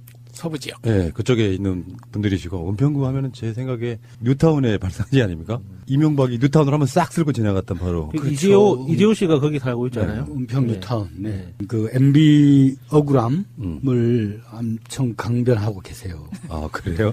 들어보면 일리가 있는 말 같기도 해요. 크게는 뭐냐면 원세훈을 이명박이 임명한 게 정보 공작을 안 할 것 같아서 임명을 했다. 그다음에 박근혜에게 줄 선 거는 자기의 명령이 아니었고 원세훈이 지가 살려고 지가 박근혜한테 줄 섰기 때문에 MB가 엄청 욕을 했다. 그런 말씀을 하시더라고요. 이명박 씨는 역대급으로 깨끗한 분이시죠. 아, 정말 본인 생각에는 도덕적으로 완벽한 아주 훌륭하신 분이죠. 그래서 우리 은평 뉴타운도 만들어주시고 역사의 길이 남을. 근데 오신 김에 한번 여쭤볼게요. 궁금했던 건데 지금까지. 그래서 원주민이 굉장히 많이 쫓겨난 상태로 은평구가 지금 존재하는 거 아니에요? 원래 거기 진관 내동, 구파발동 거기에 있는 상당수의 분들은 땅을 팔고 나갔죠. 예. 그리고 이제 새로 2008년부터 입주를 했고 지금은 5만 명이 넘어요. 다른 데로 한옥마을도 만들고 제가 이제 거기에 문화를 입히려고 애를 많이 썼는데 MB가 대통령 되려고 그 은평 뉴타운은 꽤 나름대로는 유럽식으로 널찍널찍하게 잘 만들었어요. 네. 그것 때문에 이제 뉴타운 아닌 동네, 그 우리 녹본동이나 불광동이나 응암동 그런 데는 상대적으로 박탈감을 많이 느끼고 있어요. 왜 저기는 저런데 여기는 이렇냐. 그래서 제가 아주 힘들었어요. 아, 그러셨구나. 그러셨을 거예요. 제가 서대문은 또 서대문 형무소. 네. 그쪽도 제가 이렇게 자주 가는 곳이 서대문이 정확히 어디까지인가요? 서대문이 이제 은평하고 딱 붙어 있습니다. 아. 그러니까 왜냐하면 은평이 우리 서대문에서 독립했어요. 네. 그렇죠. 79년도에. 네. 우리 형님 동네 서대문. 번가네요, 번가. 그래서 원래 서대문이 은평까지가 서대문인데 지금은 은평 떼주고 종로 쪽에 땅 떼주고 가운데 좁혀 있어서 별로 개발하기가 좀 어려운 동네. 네. 근데 지금 서대문이 있나요? 서대문은 없죠. 근데 왜 서대문구예요? 이제 방향이 서대문이니까 서대문이고 원래는 그 강북 삼성병원 그쪽에 돈이문이 있었죠. 아하, 그 돈이문이 이제 서대문입니다. 이름하여 서대문이라고 불렀다. 근데 그걸 철거를 해서 이제 없어진 거고. 그러니까 숭례문, 남대문. 원래 숭례문도 남대문 이렇게 한 것처럼. 그렇군요. 야, 기대가 되는데요. 이제 지역마다 서울은 또 저도 서울에서 한 거의 3, 40년 살았으니까 서울에 대해서 궁금한 게 많아요. 예를 들면 저는 은평구의 연신내 거기서 연애한 기억이 너무 오래된 이런 식인 거지. 연신내에서 연애했어요? 연신내에 살던 여자친구가 있어 맨날 가서 막 지겨웠던 기억이 납니다. 자, 지금 구청장님들 나오시는 것 중에 하나가 지방분권이거든요. 지방분권을 그러니까 문재인 대통령이 공약사항 중에 굉장히 핵심 중에 핵심이에요. 네. 개헌을 권력 구조에 대해서는 안 하더라도 최소한 인권이라든지 지방분권이라든지 복지라든지 이런 건 집어넣자 이런 거거든요. 근데 지금 현 상태로만 보면 두 분 생각하시기에 난망하죠. 그렇죠. 자유한국당이 찬성 안 해주면 3분의 2가 돼야 일단은 통과할 수 있으니까 기본적으로 안 되는 거겠죠. 그렇지만 탄핵할 때도 그게 쉽게 되겠어? 이렇게 생각하는 게 국민들 마음인데 3분의 1을 우리 쪽에서 아무리 탄핵을 주장하는 쪽에서 가지고 있지 않다고 봤으니까. 그래도 국민의 힘으로 해냈잖아요.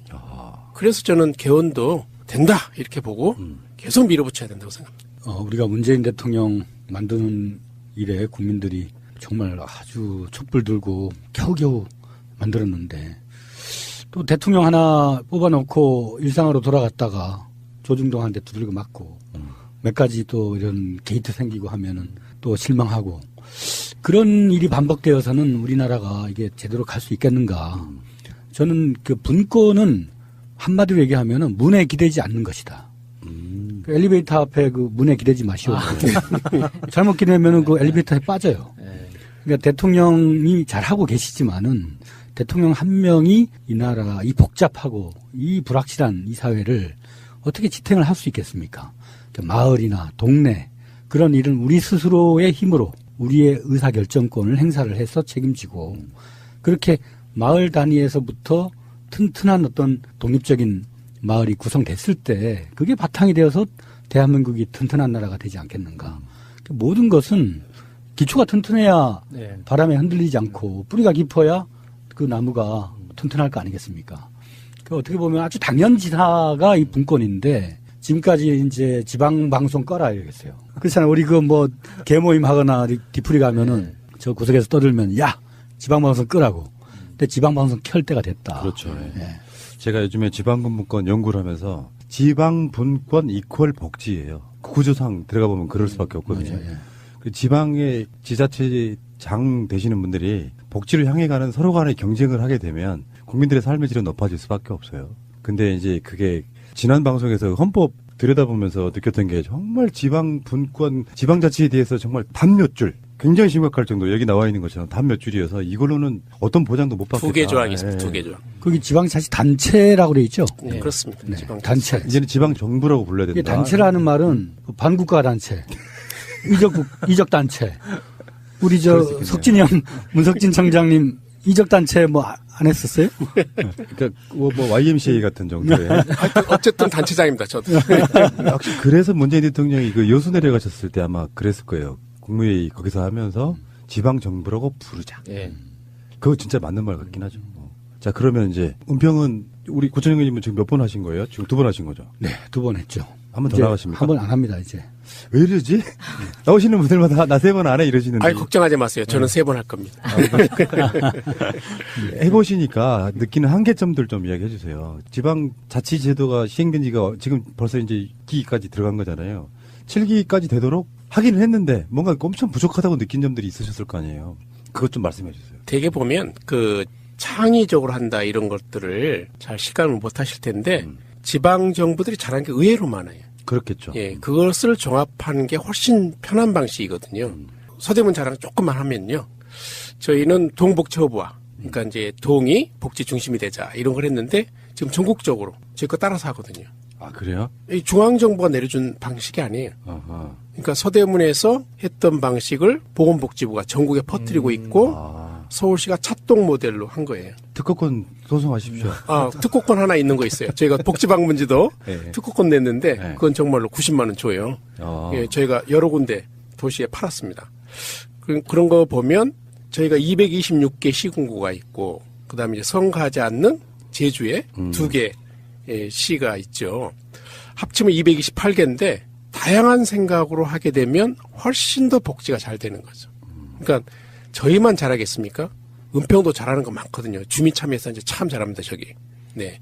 그런 식의 것들을 한 개씩만 하면 228개 할 수 있어요. 근데 중앙정부가 228개 한꺼번에 할 수 있어요? 그러니까, 성북구, 이제 김영배 청장이 지난번 나왔는데, 예. 성북구에서 처음 시도한 게 생활임금제잖아요. 그게 전국 지자체로 80개 지자체로 퍼졌어요. 그걸로 보면 이재명 시장보다 성북구청장이 사실 대선에 나왔어야 되는데. 있잖아요. 네, 최저임금제 지금 예. 하게 된 것도 어떻게 보면 우리 자치단체들의 생활임금제가 그 미천이 됐습니다. 우리 은평구는 뭐 주민참여예산제라는 거를 주민이 50만 되는데 모바일 투표 등을 통해서 주민 10사람 중에 한 사람이 예산 편성에 투표를 행사를 합니다. 그러니까 우리는 이가 없으니까 잇몸으로 버티자 했어요. 뭐냐면 자치구당 구청장이 쓸 수 있는 예산이 10억도 안 됐습니다. 우리 저 무상보육, 예, 무상보육, 무상급식 하면서 정부는 지원 안 하고 떠넘기고 그러니까 구청장이 쓸 수 있는 돈이 10억도 안 돼요. 아, 그러니까 정해져 있는 예산만 집행 가능한 거고. 그 다 복지비, 구청장 대량으로 쓸 수 있는 예산. 예, 그 10억밖에 안 되는 걸 가지고 예. 이걸 제가 편성하면 무슨 의미가 있겠습니까? 예. 그래서 주민들한테 아예 공개를 하고 우리가 쓸 수 있는 게 이거밖에 안 되니까 10억을 여러분들이 한번 알아서 사업 편성해가지고 투표 한번 해서 결정해 봅시다. 그렇게 해서 우리가 버텼죠. 그러니까 뭐 우리가 봤을 때 결핍, 부족함 이것이 창조의 에너지일 수도 있어요. 우리 박지성 선수가 2개의 심장을 가진 탁월한 축구 선수였지만은 그 엄청난 결핍이 있었거든요. 평발이었을 거야 아마. 예. 평발이어가지고 안 되는 애인데 예. 그걸 넘어서니까 세계적인 선수가 되잖아요. 네. 우리 지방은 그 강남 이런 데 빼고 서울의 강북 이런 데는 1인당 예산이 100만 원대밖에 안 됩니다. 저 진도나 지방은 오히려 800만 원, 900만 원 해요. 서울은 진짜 손가락 반은 자치구예요. 그런 데서 우리가 살아남기 위해서 정말 별별 수단 잠 안 자고 모여서 맨날 토론하고. 그 실제로 쓸 수 있는 예산은 정말 한정적인데 머리 짜내야 되고. 그랬는데 이제 예를 들면 박원순 시장이 우리가 만든 시장이고 시장님 뭐 할 때는 많이 도와준다고 했었거든요. 그래서 또 서울시도 어렵다 보니까 사실 좀 갈등이 있었어요. 막 싸우기도 하고 그랬어요. 안 보였지만은. 그러다가 이제 박 시장이 분권 협약 사인을 했어요. 그리고 재작년부터 한 2,600억 이런 거를 이제 자치구에 내려보내주면서 형편이 좀 나아졌죠. 그전에는 진짜 힘들었어요. 그러니까. 쓸 수 있는 돈이 거의 없었는데 거의 한 10억 수준에서 한 100억 수준 올라간 거죠. 돈 없이 했다 이거죠. 우리는. 그런데 이제 그건 실질적으로 도움이 거의 안 된다. 뭔가 재량을 되게 많이 주면 온갖 아이디어를 내가지고 더 국민들 잘 살게 하겠다. 이런 거잖아요. 사실 지방 분권의 개념이라는 게. 그렇죠. 그러니까 대통령 혼자 하지 말고 228개 시장, 군수, 구청장들이 하면 훨씬 더 잘할 수 있고. 근데 지금 문재인 대통령은 그것에 대한 신념이 확실하신 분이니까. 그러니까 지방 분권 하잖아요. 이번 기회가 아니면 또 힘들어질 수도 있어요. 그러니까 문재인 대통령이 2012년도에 그 패배하고 난 다음에 솔직히 우리가 이렇게 드러나진 않았지만은 민선 5기, 6기 우리 그 지방정부, 지방자치단체장들이 상당히 든든한 백이 되어드렸어요. 그렇겠죠. 네, 뭐 아주 뭐 생활 현장의 여러 가지 정책 이런 것들로 받쳐주고 또 뭐 정신적으로도 든든하게 백이 되려고 노력했고 문석진 청장은 또 그 동네 홍은동에 그 살았잖아요, 우리 대통령. 이사 가셨어요, 최근에? 네. 이사 간 게 아니라 팔았죠. 팔았 어제. 그 같은 문씨라고. 그러네. 네, 문전성씨라고 아주 그랬는데. 그러니까 경험하신 거예요. 그분이 어디서 특별히 누가 뭐 이렇게 강하게 얘기를 해서가 아니라 돌아다녀 보니까 우리는 예를 들면 꽈배기 나라라고 어르신들이 꽈배기 만들어서 파는 가게에 우리 그 후보 시절에 오셨었거든요. 와서 어른들이 꽈배기를 만들어서 파는데 매출이 억에 억. 그 어른들이 한 달에 한 20만 원 일자리 하면은 받는데 꽈배기 만들어서 파니까 학생들한테 많이 팔리고 돈도 벌어요. 그런 현장에 와서 보고 지방에다가 맡기니까 뭐가 되는구나. 그런 걸 아마 많이 체험을 하셨던 것 같습니다. 이제는 맡겨야 돼요, 믿고. 그러니까요. 예. 그리고 영천시장 꽈배기가 원래 유명한데 꽈배기를 저쪽에서 가져가서 팔고 있어요. 구청장님들은 일상생활에서 보면은 그 예전에 권위주의 시대가 아니니까 일상적으로 막 수행원 대동 안 하고요. 이 동네 시찰한다 이런 느낌 말고 자연스럽게 동네에 이렇게 접촉이랄까요? 이런 거를 좀 하시는 편이세요? 저희는 많이 하죠. 실제로 많이 해요. 그리고 물론 이제 기본적으로 행사 있을 때는 뭐 직원들도 같이 가기도 하지만 평소에 저희가 뭐 예를 들면 저는 쉽게 사러가 쇼핑센터를 여러분은 전통시장으로 생각 안 하시겠지만 전통시장입니다. 네. 근데 거기 잘 가요. 저희가. 잘 가는데 저야 당연히 집사람하고요. 이렇게 둘이 쇼핑카트 끌고 다니거든요. 그건 제 생활이니까. 어느 지역 가나 시장 현대화 하잖아요. 네. 근데 지붕은 왜 그렇게 씌워요? 여름에 더워 죽겠는데. 그거 궁금해. 그게 그 공간이 작아서 그래요. 모델이 딱 정해져 있어요. 그 시장 현대화 사업하면은 이제 공모에 응하고 응할 때 그 서류 양식에 어떤 조건을 다 갖춰서 내면은 또 설계도 뭐 나름대로 그런 라인이 있나 봅니다. 거기서 다 설계해가지고 이렇게 하는데 그거 말고 다른 어떤 좋은 방법이 있나요? 그냥 궁금해서요. 네. 저도 대안은 없죠. 아니, 되게 보면 시장이 길게 생겼어요. 그래서 그렇죠. 길게 생긴 거를 덮다 보니까 아케이드형으로 이렇게 되는 거고 만약에 이게 동그랗게 생겼으면 그렇게 생기지 않아요. 그러니까 우리 인왕시장은 또 동그랗게 돼 있어요. 근데 좀 보통 달라지죠. 시장 그러면 물 많고 질척거려서 일단 비 안 오게는 했는데 여름만 되면 너무 더워가지고 더군다나 막 음식 팔고 이러면. 네. 그래서 그게 요즘은 저 현대화 사업 끝내고 난 다음에 반드시 그 공기 순환 장치를 큰 그 시꺼먼 파이프 있죠. 그걸 쫙 연결을 해가지고 신선한 공기를 빨아들여서 또 이렇게 내보내기도 하고 이렇게 순환을 해줘야 그 음식물 냄새라든가 이런 것도 나가고 많이 투자를 하는데 전통시장 안 진짜 돼서 문제는 문제죠. 힘듭니다. 네. 최근에 MB 관련해가지고 기자회견 한 걸 보고 누가 트위터에 썼어요. 나중에 검색해 보시면 나와요. 이명박을 보고 하는 말이 은평구청장만 또 못한 놈아. 기준을 왜 나를 끌고 들어가는 거야? 은평구청장님하고 저기 서대문 구청장님을 이제 대충 먼저 이렇게 인적 사항을 좀 보려고 네. 검색을 하다가 본 거예요. 속으로 내가 좀 화가 났어. 네.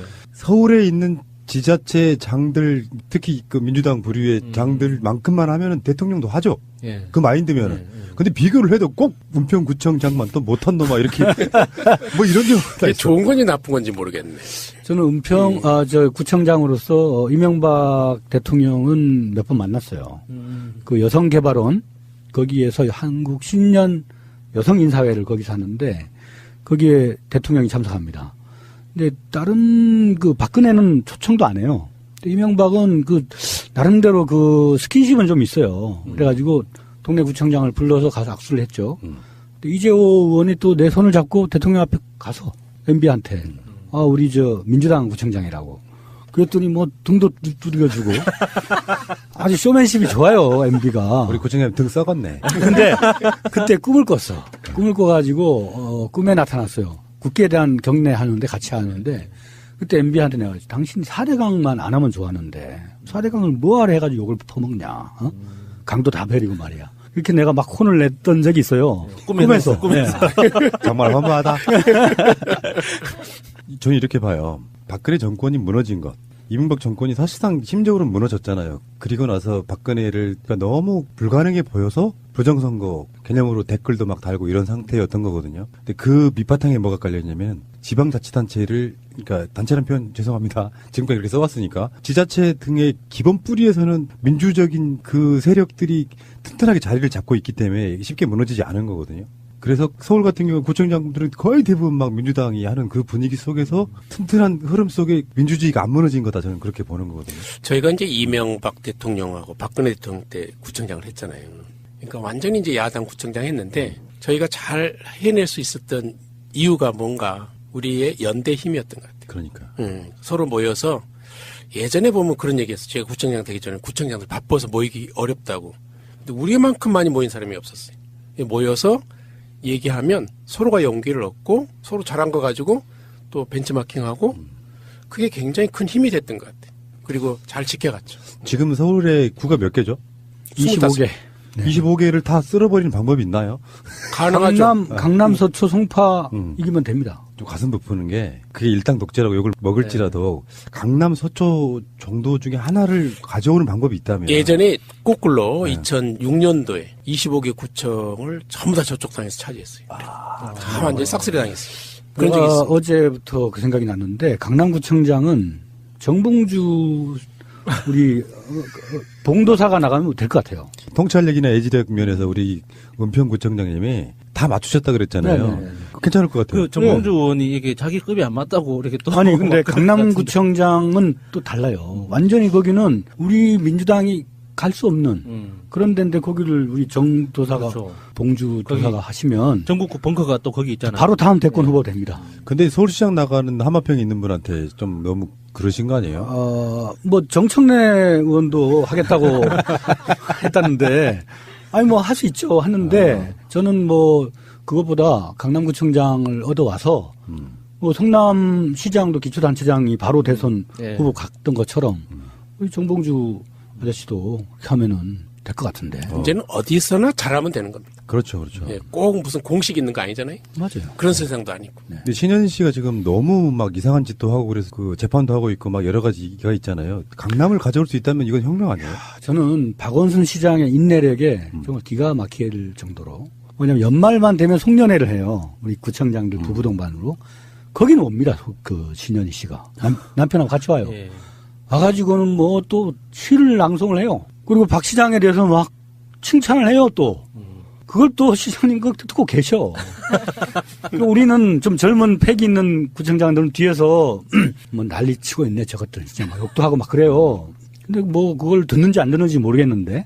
근데 이제 그 신현희 구청장이 어떤 식으로 자기소개를 했냐면 처음에 이제 2010년 11년인데 예. 서울에서 가장 가난한 구 강남구청장입니다. 이래요. 제가 그때 연간 100억씩 마이너스 날 때 얼마나 화가 나는지 막 커피잔이 막 도둑도둑 떨리는 거예요. 그럴 때 우리 그 문 돌직구 문석진 아저씨가 벌떡 일어나더니 말이야 당신 말을 그따위로 하냐고 막 혼을 내는 거예요. 비아냥되는 거죠 진짜. 글쎄 우리는 진짜 뭐 인당 예산 100만 원도 안 되고 애들 강남에서 애를 세려면은 얼마를 주는데 우리는 줄 돈도 없는데 지들이 제일 가난하다고. 그래서 문석진 우리 서대문 구청장이 정말 돌직구 잘하거든요. 본의 아니게 돌직구 했습니다. 그래서 내가 그때부터 문재인 팬 이전에 문석진 팬이 되겠다. 친문. 그래서 제가 친문으로 지켰잖아요. 그 예산 구조가 그런 거 아니에요? 재정 자립도 측면에서 강남은 아무래도 세금이 많이 거쳐질 거고, 근데 이게 이제 세금과 복지의 연결 차원에서는 부족한 데는 더 윗 개념에서 채워주고, 그리고 남아 도는 데는 남아 도는 것만큼 그냥 가져가고, 그러니까 이게 서로 간에 채워주기 방식으로 해서 결국은 평등하게 맞춰주는 게 맞는 거죠. 그건 이제 재정 거. 조정되더라고 그래요. 그렇긴 한데 그래도 기본적으로 자기 동네 거 자기가 가져가는 게 맞는 방식이긴 해요. 예. 그래서 자기 동네 거 자기가 잘 자기 재원으로 할 수 있으면 제일 좋은 방식입니다. 근데 그렇게 하려면 기본적으로 지금 구조를 좀 바꿔줘야 되는 거예요. 세금을 국세와 지방세를 이제 비율을 바꿔줘야 되는 거예요. 예를 들면 법인세도 무조건 국세로 할 게 아니라 그냥 법인세도 지방세와 국세로 반반씩 나눠주면 돼요. 예. 그럼 그 동네 법인이 있으면 더 가져갈 수 있도록. 그러네. 그러니까 강남이 원래 있었던 게 아니잖아요. 예. 강북 주민들 세금으로 거기 다리 놓고 그렇죠. 거기 SOC 하고 했잖아요. 학교도 다 이렇게 옮겨주고. 따라 그렇죠. 그리고 예. 투기해가지고 예. 돈 벌고 말이죠. 예. 그랬으면은 이제 강북 지역에 투자를 확대한다거나 할 때 적극적으로 동조해주고 그게 같이 사는 운명의 공동체인데 쥐들이 뭘 대단하게 뭘 했다고 우리를 우습게 알고 그래서 이제 우리 문석진 청장이 혼을 내준 다음에는 우리한테는 못하더라고. 근데 엄한 박원순 시장을 물고 늘어져가지고 근데 박 시장도 참 그 인내력의 화신이에요. 저 같으면은 가만 안 있거든요. 어떻게 하실 거예요? 들이박죠 그냥. 그냥 말로 세게? 아니지. 아마 강남에 그 여러 가지 서울시가 하는 사업이 있어요. 영동대로 지하에 지하도시를 만든다거나 이런 거. 그거 다 올 100% 취소시키죠. 그거 왜 합니까 그걸? 멋지신데 난 이런 분이 좋아요. 아니 강남은 초감일 거기다가 이제 빌딩 하늘로 높여가지고 거기에 땅값을 키워놨는데 지하도시까지 하면은 또 땅값도 뛸 거 아닙니까? 싸다고 때리는 이상한 사람들한테 갖다가 무슨 빵을 주는 그런 결과를 뭐하라 합니까? 강남은 이제 저번에 여러 가지 논란이 있을 때 차라리 우리는 따로 분리시켜서 이렇게 표현한 적 있었죠. 독립하겠다. 정말 말도 안 되는 소리를 하는 거죠. 돈을 벌게 됐다는 건 나머지 사준 사람들이 있는 그런 개념하고 똑같은 거거든요. 그렇죠. 강남은 강남만의 힘으로 부자가 되지 않아요. 정말 무식한 소리고. 이분은 또 출마하실까요, 근데? 갑자기 궁금해지네. 가능하면 하겠죠. 근데 법적으로 앞으로 가능할지 그건 좀 두고 봐야죠. 이번에 그 자료를 삭제해버린, 은폐해버린 그 직원에 대해서 실형이 선고된 거 봤거든요. 그렇습니다. 그러면 신현희 씨도 이제 그에 준하는 정도의 선고가 나올 것 같은데 저쪽 당인 사람이라고 해도 뭔가 묵묵하게 행정하면서 자기 국민들 잘 살게 해준다 그러면 그렇게 우리가 막 화를 낼 필요가 없는데 예비군 훈련장에서도 그렇고 뭐 문재인 대통령에 대해서 막 카톡 퍼나르고 이런 거 보면은 사실상 일배예요. 뭘 그렇게까지 대단히 뭐 해야 될 만한 이유가 하나도 없는. 우리 구청장들은 그런 거 안 하니까 참 좋아요. 실제로 이런 게 있잖아요. 막 목소리 높이고 인기가 있어지는 건 상관이 없는데 자기 할 일 하고 다 하고 하면 상관이 없거든요. 그냥 득템한 거잖아요. 뭘 대개단히 노력해서 강남구청장이 된 게 아니라 공천 이코로 당선 이 상태에 가니까 할 일이 별로 없으니까 카톡으로 일배들 글 퍼나르고 그 짓거리 하는 거거든요. 그 사이에 좀 정책 연구를 좀 해야지. 강남은 사실 그럴 만한 필요도 사실 못 느끼는 부분 아닐까요? 너무 부자라 그런지도 모르겠고요. 근데 아까 얘기한 것처럼 우리 은평청장님 없는 데서 이렇게 새로운 창조가 나온다고. 저희는 처음에 그 구청 그 뒤에 안산이 있는데 서대문 한가운데 있어 산이. 그래서 예전에 청장님 어떤 분은 산을 삥 둘러서 내부순환도로 만들자고 뭐 이런 식으로. 그래서 아주 산이 우리한테 발전에 방해된다 이렇게 생각했는데 오히려 저는 거꾸로 생각했어요. 산에다가 장애인도 갈 수 있는 무장애 자락길을 쭉 만들었더니 지금은 최고 히트작이에요. 그러니까 산이 있는 게 얼마나 우리한테 고마운지 몰라요. 도심 안에 산이 있다고 하는 그렇죠. 가까이.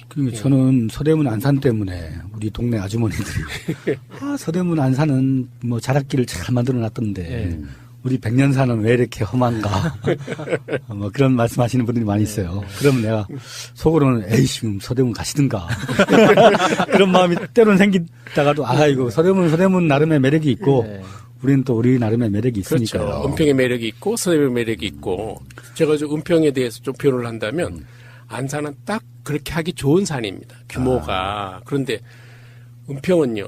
우리가 다 좋아하는 북한산 이런 데들은 뭐 엄청 규모가 크잖아요. 그걸 어떻게 돌리겠어요? 근데 그 북한산은 둘레길이 있어요. 네. 북한산 둘레길이 공교롭게도 2010년에 우리가 7월 1일자로 취임을 했는데 그 직후에 열렸어요. 그러니까 사람들이 참 그 웃긴 게 그건 이제 MB 정부가 한 거거든. 그다음에 국립공원관리공단하고 이재호 어떻게 그쪽 당 사람들이 했는데 구청장이 오더니 바로 해버렸네. 야, 그 참 좋고요. 또 거기에 이제 그 새누리당 그 당시에 위원장이 최홍재라고 저하고 옛날부터 알던 형인데 저하고 비슷하게 생겼어요. 안경 쓰고 나이도 한 살 많고 새벽마다 불광천에 나와서 청소를 해요. 그분이. 근데 나한테 얘기를 하는 거야. 자기가 너무 이 마음이 비극적이라는 거야. 왜 아침에 청소를 하면 할머니들이 지나가다가 야, 저기 구청장 청소한다. 자기 홍보를 하려고 불광천 청소하는데 아침에 새벽이니까 어둡잖아요. 할머니들 눈에는 안경 썼지. 비슷한 나이지. 똑같이 보이는 거야. 그러니까 운이라고 하는 거는. 복 받으셨네요. 예, 북한산 전기가 이렇게 나한테 와 있는 거지. 근데 김우영 총장께서는 정말 하늘이 돋고 계시네요. 예.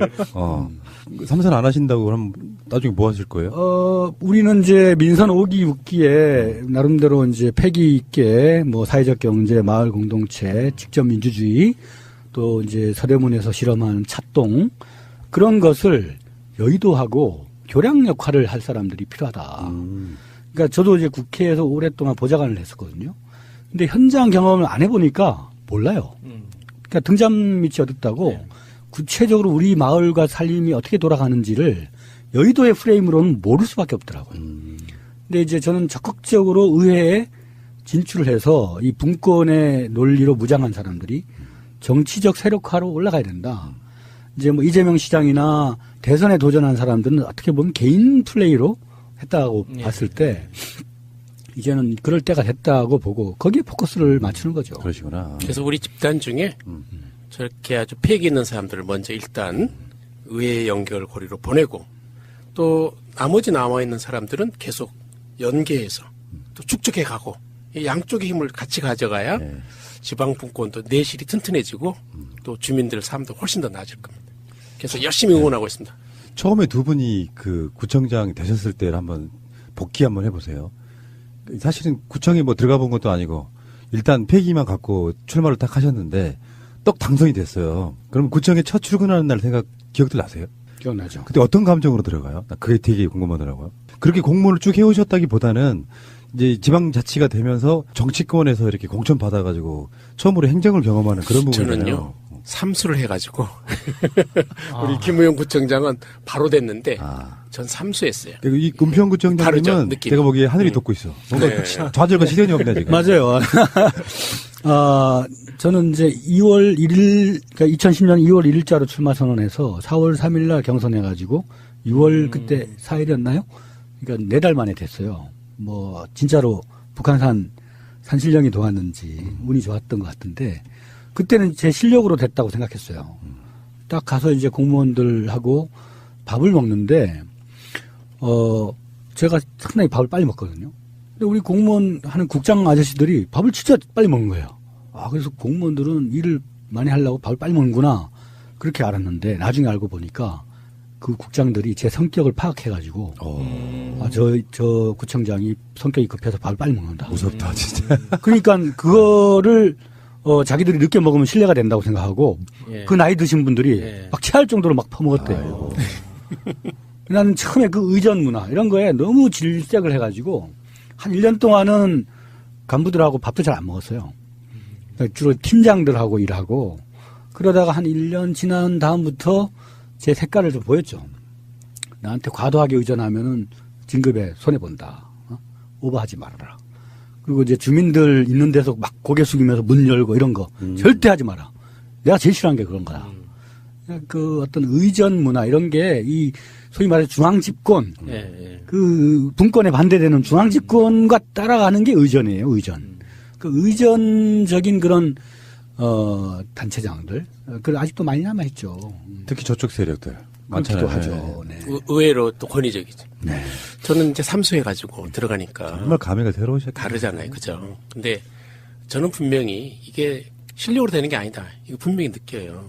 저는 한 방에 계속 서 있던 사람이고, 바람이 이리 불면 쓰러지고, 그런데 순풍이 딱 된 거죠. 그래서 됐던 이런 케이스라고 저는 보고 있고, 그래서 한 번도 제가 선거에 대해서는 실력으로 됐다는 생각이 이제 안 해요.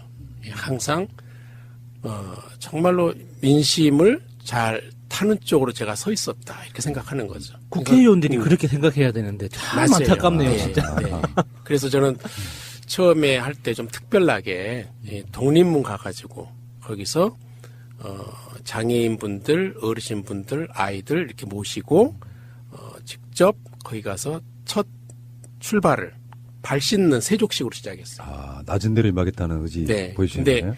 그거 할 때 왜 그렇게 했냐면 잘못하면 조금 시간 지나면 목에 힘들어간다. 근데 그럴 때마다 그 영상을 다시 한번 끄집어내보자. 그러니까 단순히 발을 씻는다는 의미가 아니라 발을 씻었던 제 행동이 계속 뇌리에 남아있는 거죠. 그래서 제가 조금 어깨 힘들어가거나 목이 힘들어가면 그때 그 모습 생각하면 아 이러면 안 되지. 이렇게 되는 거죠. 그러니까 사실 민원인 대할 때가 제일 힘들거든요. 막 그 감정을 정말 상하게 하는 사람들이 있어요. 막 정말 기분 나쁘게 막 소리쳐대고 인격을 모독하고 막 이러면 같이 화를 낼 때가 있거든요. 근데 그러고 나면 바로 저 후회했어요. 아, 내가 조금만 한 5분만 참았으면 되는데. 그래서 이제 그런 걸로 훈련하고. 저는 하여튼 그랬던 것이 첫 번째 기억입니다. 자리가 사람을 만드는 게 있어요. 저는 이제 그 2010년에 보좌관 관두고 나오기 전까지도 MB학법, 미디어 날치기, 그 국회 로탄다홀에서 엄청 많이 진짜 몸으로 싸웠거든요.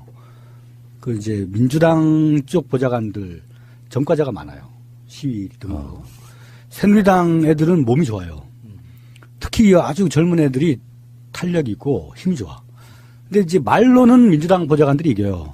야, 이 자식들아, 이 형들 말이야. 막 전과가 몇 범이고. 너네는 한 주먹 그래도 안 돼, 이 자식들아. 근데 걔네들은 가만히 침묵 지키다가 확 밀면 우리가 깔려요. MBC 보도가 많네요. 진보는 말랐고 보수는 알통이 있다고. 네, 네. 진짜 그래요. 그래서 저는 막 MB 악법 저지하다가 진짜 막 눌려서 허리도 다치고 그렇게 고생을 하면서도 항상 전투적이었거든요, 제가. 근데 이제 구청장이 됐어요. 주로 만나는 세대나 이런 분들이 할머니, 할아버지들. 왜냐하면 낮에 생활권에 주로 행정을 하기 때문에 젊은 분들은 잘 만나기 어려워요. 근데 이제 그 할머니, 할아버지들 만나면 보수적인 분들이니까 말도 안 되는 얘기 하시잖아요. 또 가르치려고 하고. 그러면 막 어떤 데 보면 막 속에서 막 불이 일기도 하는데 그거를 내가 구청장이니까 참아내는 거죠. 그리고 오히려 그들하고 눈을 맞추고 대화를 하면서 길게 보고 가니까 언어적으로 예를 들면 우리가 쓰는 언어를 그 할머니들도 이제 같이 쓰게 되고 뭐 100% 이해는 못 하더라도 그래도 쟤네들이 좀 뭘 할 줄 아는 애들이구나. 한 번은 제가 이제 그 예방접종할 때 예진표를 써요. 할머니, 할아버지들이. 그걸 눈이 어두우시고 글을 잘 모르시는 분들이 있으니까 그걸 대신 써주고 있는데 어떤 할머니가 나한테 타고든 귓속말로 걱정하지 마. 다음 선거는 내가 무조건 구청장 될 거야. 이러는 거야. 그러면서 한다는 소리가 나 평생 1번 찍었어. 이러는 거예요. 그 당시 나는 2번인데 저를 그러니까 새누리당으로 안 거예요. 친하게 해주니까. 그럼에도 불구하고 그런 분들하고 이제 지내면서 터득했죠. 어떻게 하면은 뭔가 조화로운 정치라고 하는 거는 좀 더 이 프레임을 짜서 공격하고 하는 건데 우리는 살림살이를 챙기다 보니까 또 우리의 열 손가락 안에 모든 분들이 다 우리 국민이니까 정치적인 입장에도 불구하고 다 감싸 안아야 되는 책임이 있는 거예요. 그러다 보니까 인격적으로도 타인의 이야기를 들어주는 인내력 그런 것이 조금 지난 8년 동안에 저게 영향을 미쳤을 거예요. 왜냐하면 왜 그 많던 보수가 진보로 넘어왔을까? 우리 구청장들이 또 시장 군수들이 의외로 진보 쪽 애들인데 잘하고 또 어르신들 잘 섬기고 또 함께하는 이런 걸 쭉 보면서 신뢰가 생긴 거예요. 그래서 지금은 저희 동네도 마찬가지인데 예전에 저쪽에서 일하셨던 분들, 지지하셨던 분들이 의외로 굉장히 살갑게 대하고 우리 얘기를 진지하게 듣고 아 그래 하면서 동조해 주시고 이게 아마 문재인 대통령이 만들어진 큰 그 힘이었을 겁니다. 제가 느끼는 건데 민주당 정도가 아주 건강한 보수 형태로 그 포지션에 가야 된다는 건 우리가 대부분 다 이야기하고 있는 거잖아요. 근데 사람을 대하는 태도가 달라요. 민주 진보 세력이었던 사람들은 사람에 대한 태도가 완전히 달라요. 그러니까 완전히 확연하게 드러나는 거라고 보거든요. 실제로 민주당 구청장님들 보면은 전반적으로 지금 명함에도 보면 이런 게 있어요. 서대문 기다려주시. 정확하게 어떤 느낌이 오잖아요. 내가 어떤 형태로 구정을 하겠다는 게 그냥 느껴져요. 물론 이제 다 흡족하게 만족은 못 시키겠지만. 그리고 우리 은평구청장님도 보면은 은평에 살고 싶은 202가지 이유 뭐 이런 걸로 책으로 쓰셨다고요. 그러니까 실질적으로 밑에 하부 조직에서 따라주지 못하면 아무런 의미가 없는 거잖아요. 그런데 여기서 질문, 문제 뭐가 있냐면 지방 분권이 돼가지고 지방 권력이 좀 쉽게 표현하면 예산권이 좀 커지는 거라고 봐요. 예산권도 커지고 여러 가지 면에서 그런 권력이랄까? 많아지면 우리 쪽 사람들이 괜찮은데 저쪽 사람들이 구청장이나 시장이나 군수를 했을 때는 좀 상황이 달라지는 거 아닐까요? 저는 그렇게 생각 안 해요. 저쪽 당에 있는 분들도 시장, 군수, 구청장들은 의외로 주민을 위해서 일합니다. 아하. 근데 이제 며칠 전에 전국 시장, 군수, 구청장 협의회에서 저쪽 분들의 대표회장들이 분권 개헌과 관련된 운동을 예산을 이분들이 그냥 만들어서 해줘야 되는데 결의도 안 하고 그냥 갚버리시더라고. 그건 참 문제가 있는데 그걸 제외하면 그걸 제외하면 실제로 일할 때의 모습은 저희하고 똑같아요. 그래서 그건 당에 관계없다. 그러니까 지방분권 잘 시켜주면 저는 관계없습니다. 저희가 뭐 다 할 수도 없는 거니까. 지방분권을 최선의 어떤 생산적인 제도다라고 단정 짓기는 어려워요, 사실은. 저는 이제 권력을 분산하면 위험 분산이 된다고 봐요. 그러니까 중앙 집권을 하면 기재부가 400조나 되는 재정을 쥐고 흔들고 대통령이 모든 어떤 정치적 책임을 다 짊어지고 가는데 그걸 분산하게 되면 일단은 한 사람이 선택했을 때의 그 결과보다 다양한 집단적인 다양성이 반영됐을 때의 그 결과가 훨씬 더 생산적일 가능성이 높고 또 위험 부분도 뭐 세월호 같은 걸 보더라도 현장에서 대응하는 것이 훨씬 더 생산적이거든요. 그럼 위험 분산과 생산성의 측면에서 분권이 훨씬 더 지금보다는 낫다는 건 분명한데 그렇다고 해서 분권하는 것이 다 최선의 결과를 만들어낼 것인가 시간과 어느 정도의 시행착오 그런 거는 거쳐가야 된다. 제도는 그 제도일 뿐이지 그 제도가 모든 걸 보장하지는 않거든요. 그래서 분권을 하면은 그 분권에 기초해서 지방민들의 직접적인 민주주의, 마을 문제를 마을 총회를 해서 주민들이 토론하고 그 토론한 내용을 관청이 예산으로 서포트하는 그런 식의 조직적 시스템으로 받쳐주지 않으면 지방 토호의 어떤 카르텔 그런 걸로도 이렇게 방치될 수 있다. 그래서 항상 제도는 가다듬고 계속 긴장하고 그래야 된다고 봅니다. 예전에는 그런 걱정 많이 했는데 저는 조금 그런 걱정은 좀 덜어요. 왜냐하면 토 세력이 이제 장악할 것이다. 예전에 이제 지방선거 하면 그랬어요. 주로 이제 저쪽 당 분들이 공천한 사람 주로 그런 사람 했고.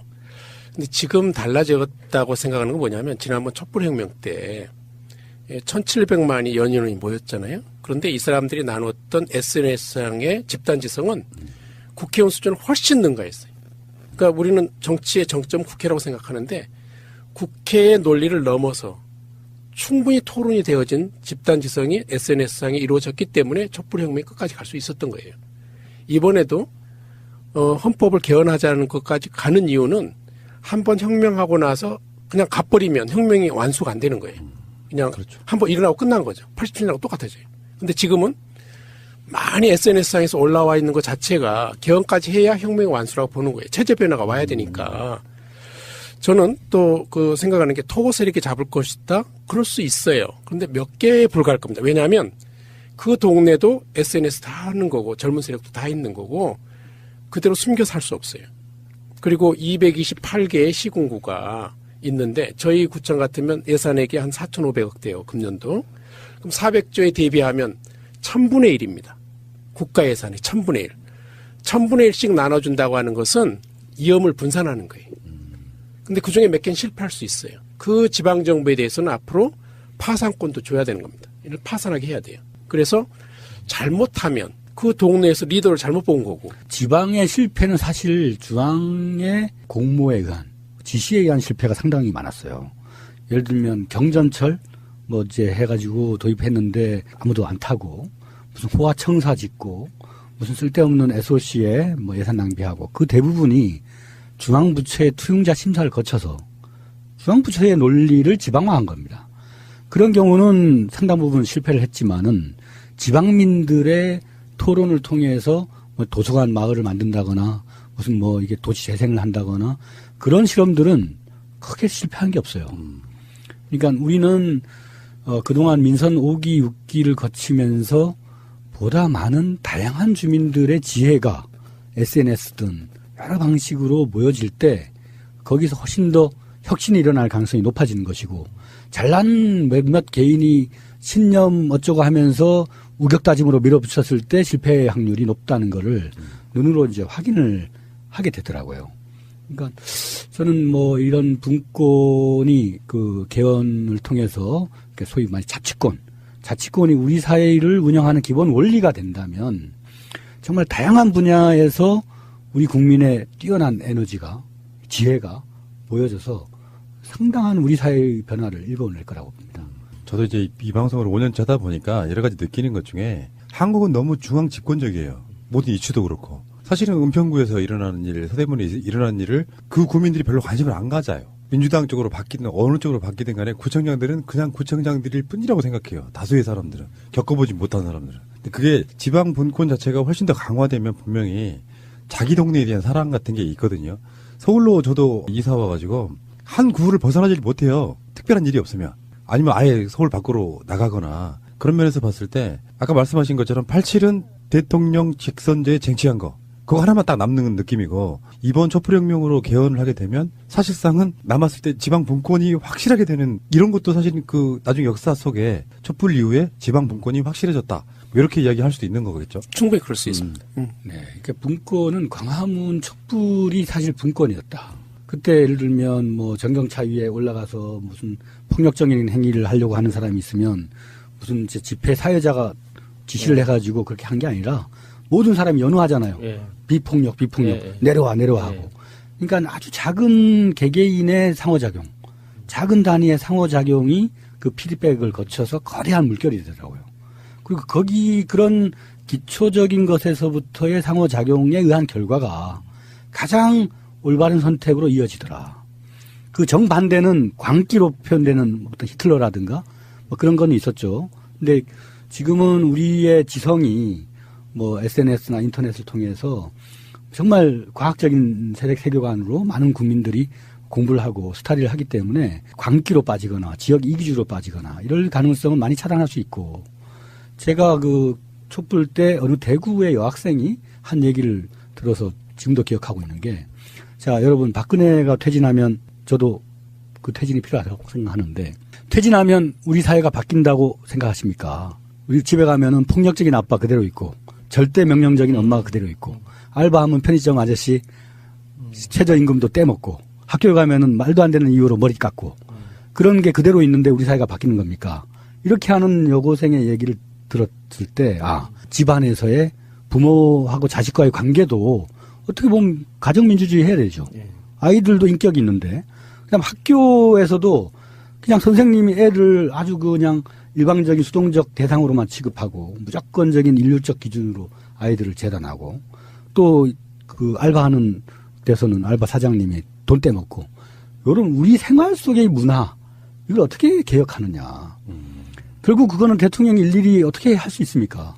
우리 생활 단위에서 그런 의제를 가진 사람들이 그 학교에서든 마을에서든 골목에서든 의제를 꺼내놓고 편의점 사장님 부르고 해가지고 토론해야죠. 저는 그 어떤 골목에서 토론이 일어나는 문화가 앞으로 우리를 변화시킬 것이다. 광화문이 골목으로 온다. 그러면 참 그러네요. 예, 막 가슴이 뛰어요. 그러니까 마을 민주주의, 학교 민주주의, 이제 이런 게 이루어지는 그 직장 민주주의. 예. 근데 그러려면 많이 읽고 지식을 갖고 토론해야 됩니다. 그 스웨덴이 복지가 잘 돼 있고 민주주의가 잘 정착돼 있잖아요. 스웨덴 여성들이 일주일에 책 3권 읽습니다. 통계에 나와 있는데 남성은 상대적으로 1권 읽는다고 돼 있더라고요. 그러면 그만큼 토론도 많아요. 스웨덴 문화 자체가. 우리는 토론을 예전에 잘 못하게 했거든요. 시끄러운 거라고 생각하고. 이걸 할 수 있게 해줘야 돼요. 학교에서든 직장에서든. 그러면 사회 분위기가 바꿔질 거라고 생각하고요. 또 한 가지는 정치권이 꼭 좀 생각해 둬야 될 것이 우리 사회를 그렇게 만만하게 보지 말라는 겁니다. 그리고 우리 사회가 그렇게 수준 낮지 않다. 정치권보다 훨씬 더 많은 생각하고 토론할 줄 안다. 얼마든지 불러서 토론할 수 있습니다. 그런데 정치권은 항상 낮게 생각하거든요. 우리 문석진 청장하고 인천 남구의 박우섭 청장 두 분이 김종인 셀프 2번 공천 때 그걸 뒤엎은 주인공들이에요. 모르셨죠? 아마 청취자분들도 내막을 몰랐을 텐데 그때 칸막이 공천. 그때 중앙위에서 칸막이 공천을 A, B, C 등급 했잖아요. 그걸 우리가 봤을 때는 이건 문제 있는 거다. 우리 중앙위원들의 투표권을 침해하는 거다. 의사 결정권을 박탈한 거다. 그건 나중에 가처분 신청 들어가면 무효화된다. 그걸 불법적인 거를 치유해야 되겠다라고 해서 이제 직공하는 돌직구 문석진 청장이 나가서 김종인 막 들어올 때 뒤에서 막 야유를 했거든요. 근데 그 뒤에서 야유한 사람들은 공천에서 탈락한 일단의 사람들. 이미 공천장을 받아서 한숨 놓은 사람들이 뒤에 있다가 김종인 2번 받은 거에 열받아가지고 야유를 했어요. 근데 그 야유를 우리가 한 건 아니었거든 사실.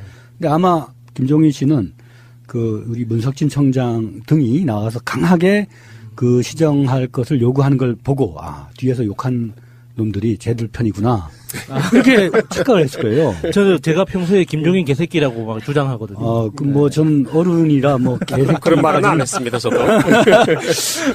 그러니까 우리 지방자치단체장들이 여러 중요한 길목에서 캐스팅 보트 나름대로 또 이 정확한 적재적소의 문제 제기를 해서 국면을 전환시킨 저력이 있었고. 다시 보입니다. 네, 우리 문석진 청장 제가 다음에 이재명 시장하고 맞짱 뜰 가능성이 있지 않을까. 아니, 전 그런 건 모르겠고. 그 당시에 하여튼 느낌은 뭐였냐면, 우리가 그렇게 하지 않느냐면 국민들이 민주당에 표를 주겠는가. 우리 스스로 자정 능력이 없다고 하면 표 안 줬을 거다. 근데, 물론 나중에 우리, 은평 청장님하고 저하고는 우리 민주당이 이긴다고 이렇게 배팅에 걸었고 대부분은 우리가 표가 갈라졌으니까 국민당하고 갈라졌으니까 우리가 참패할 것이다 그랬어요.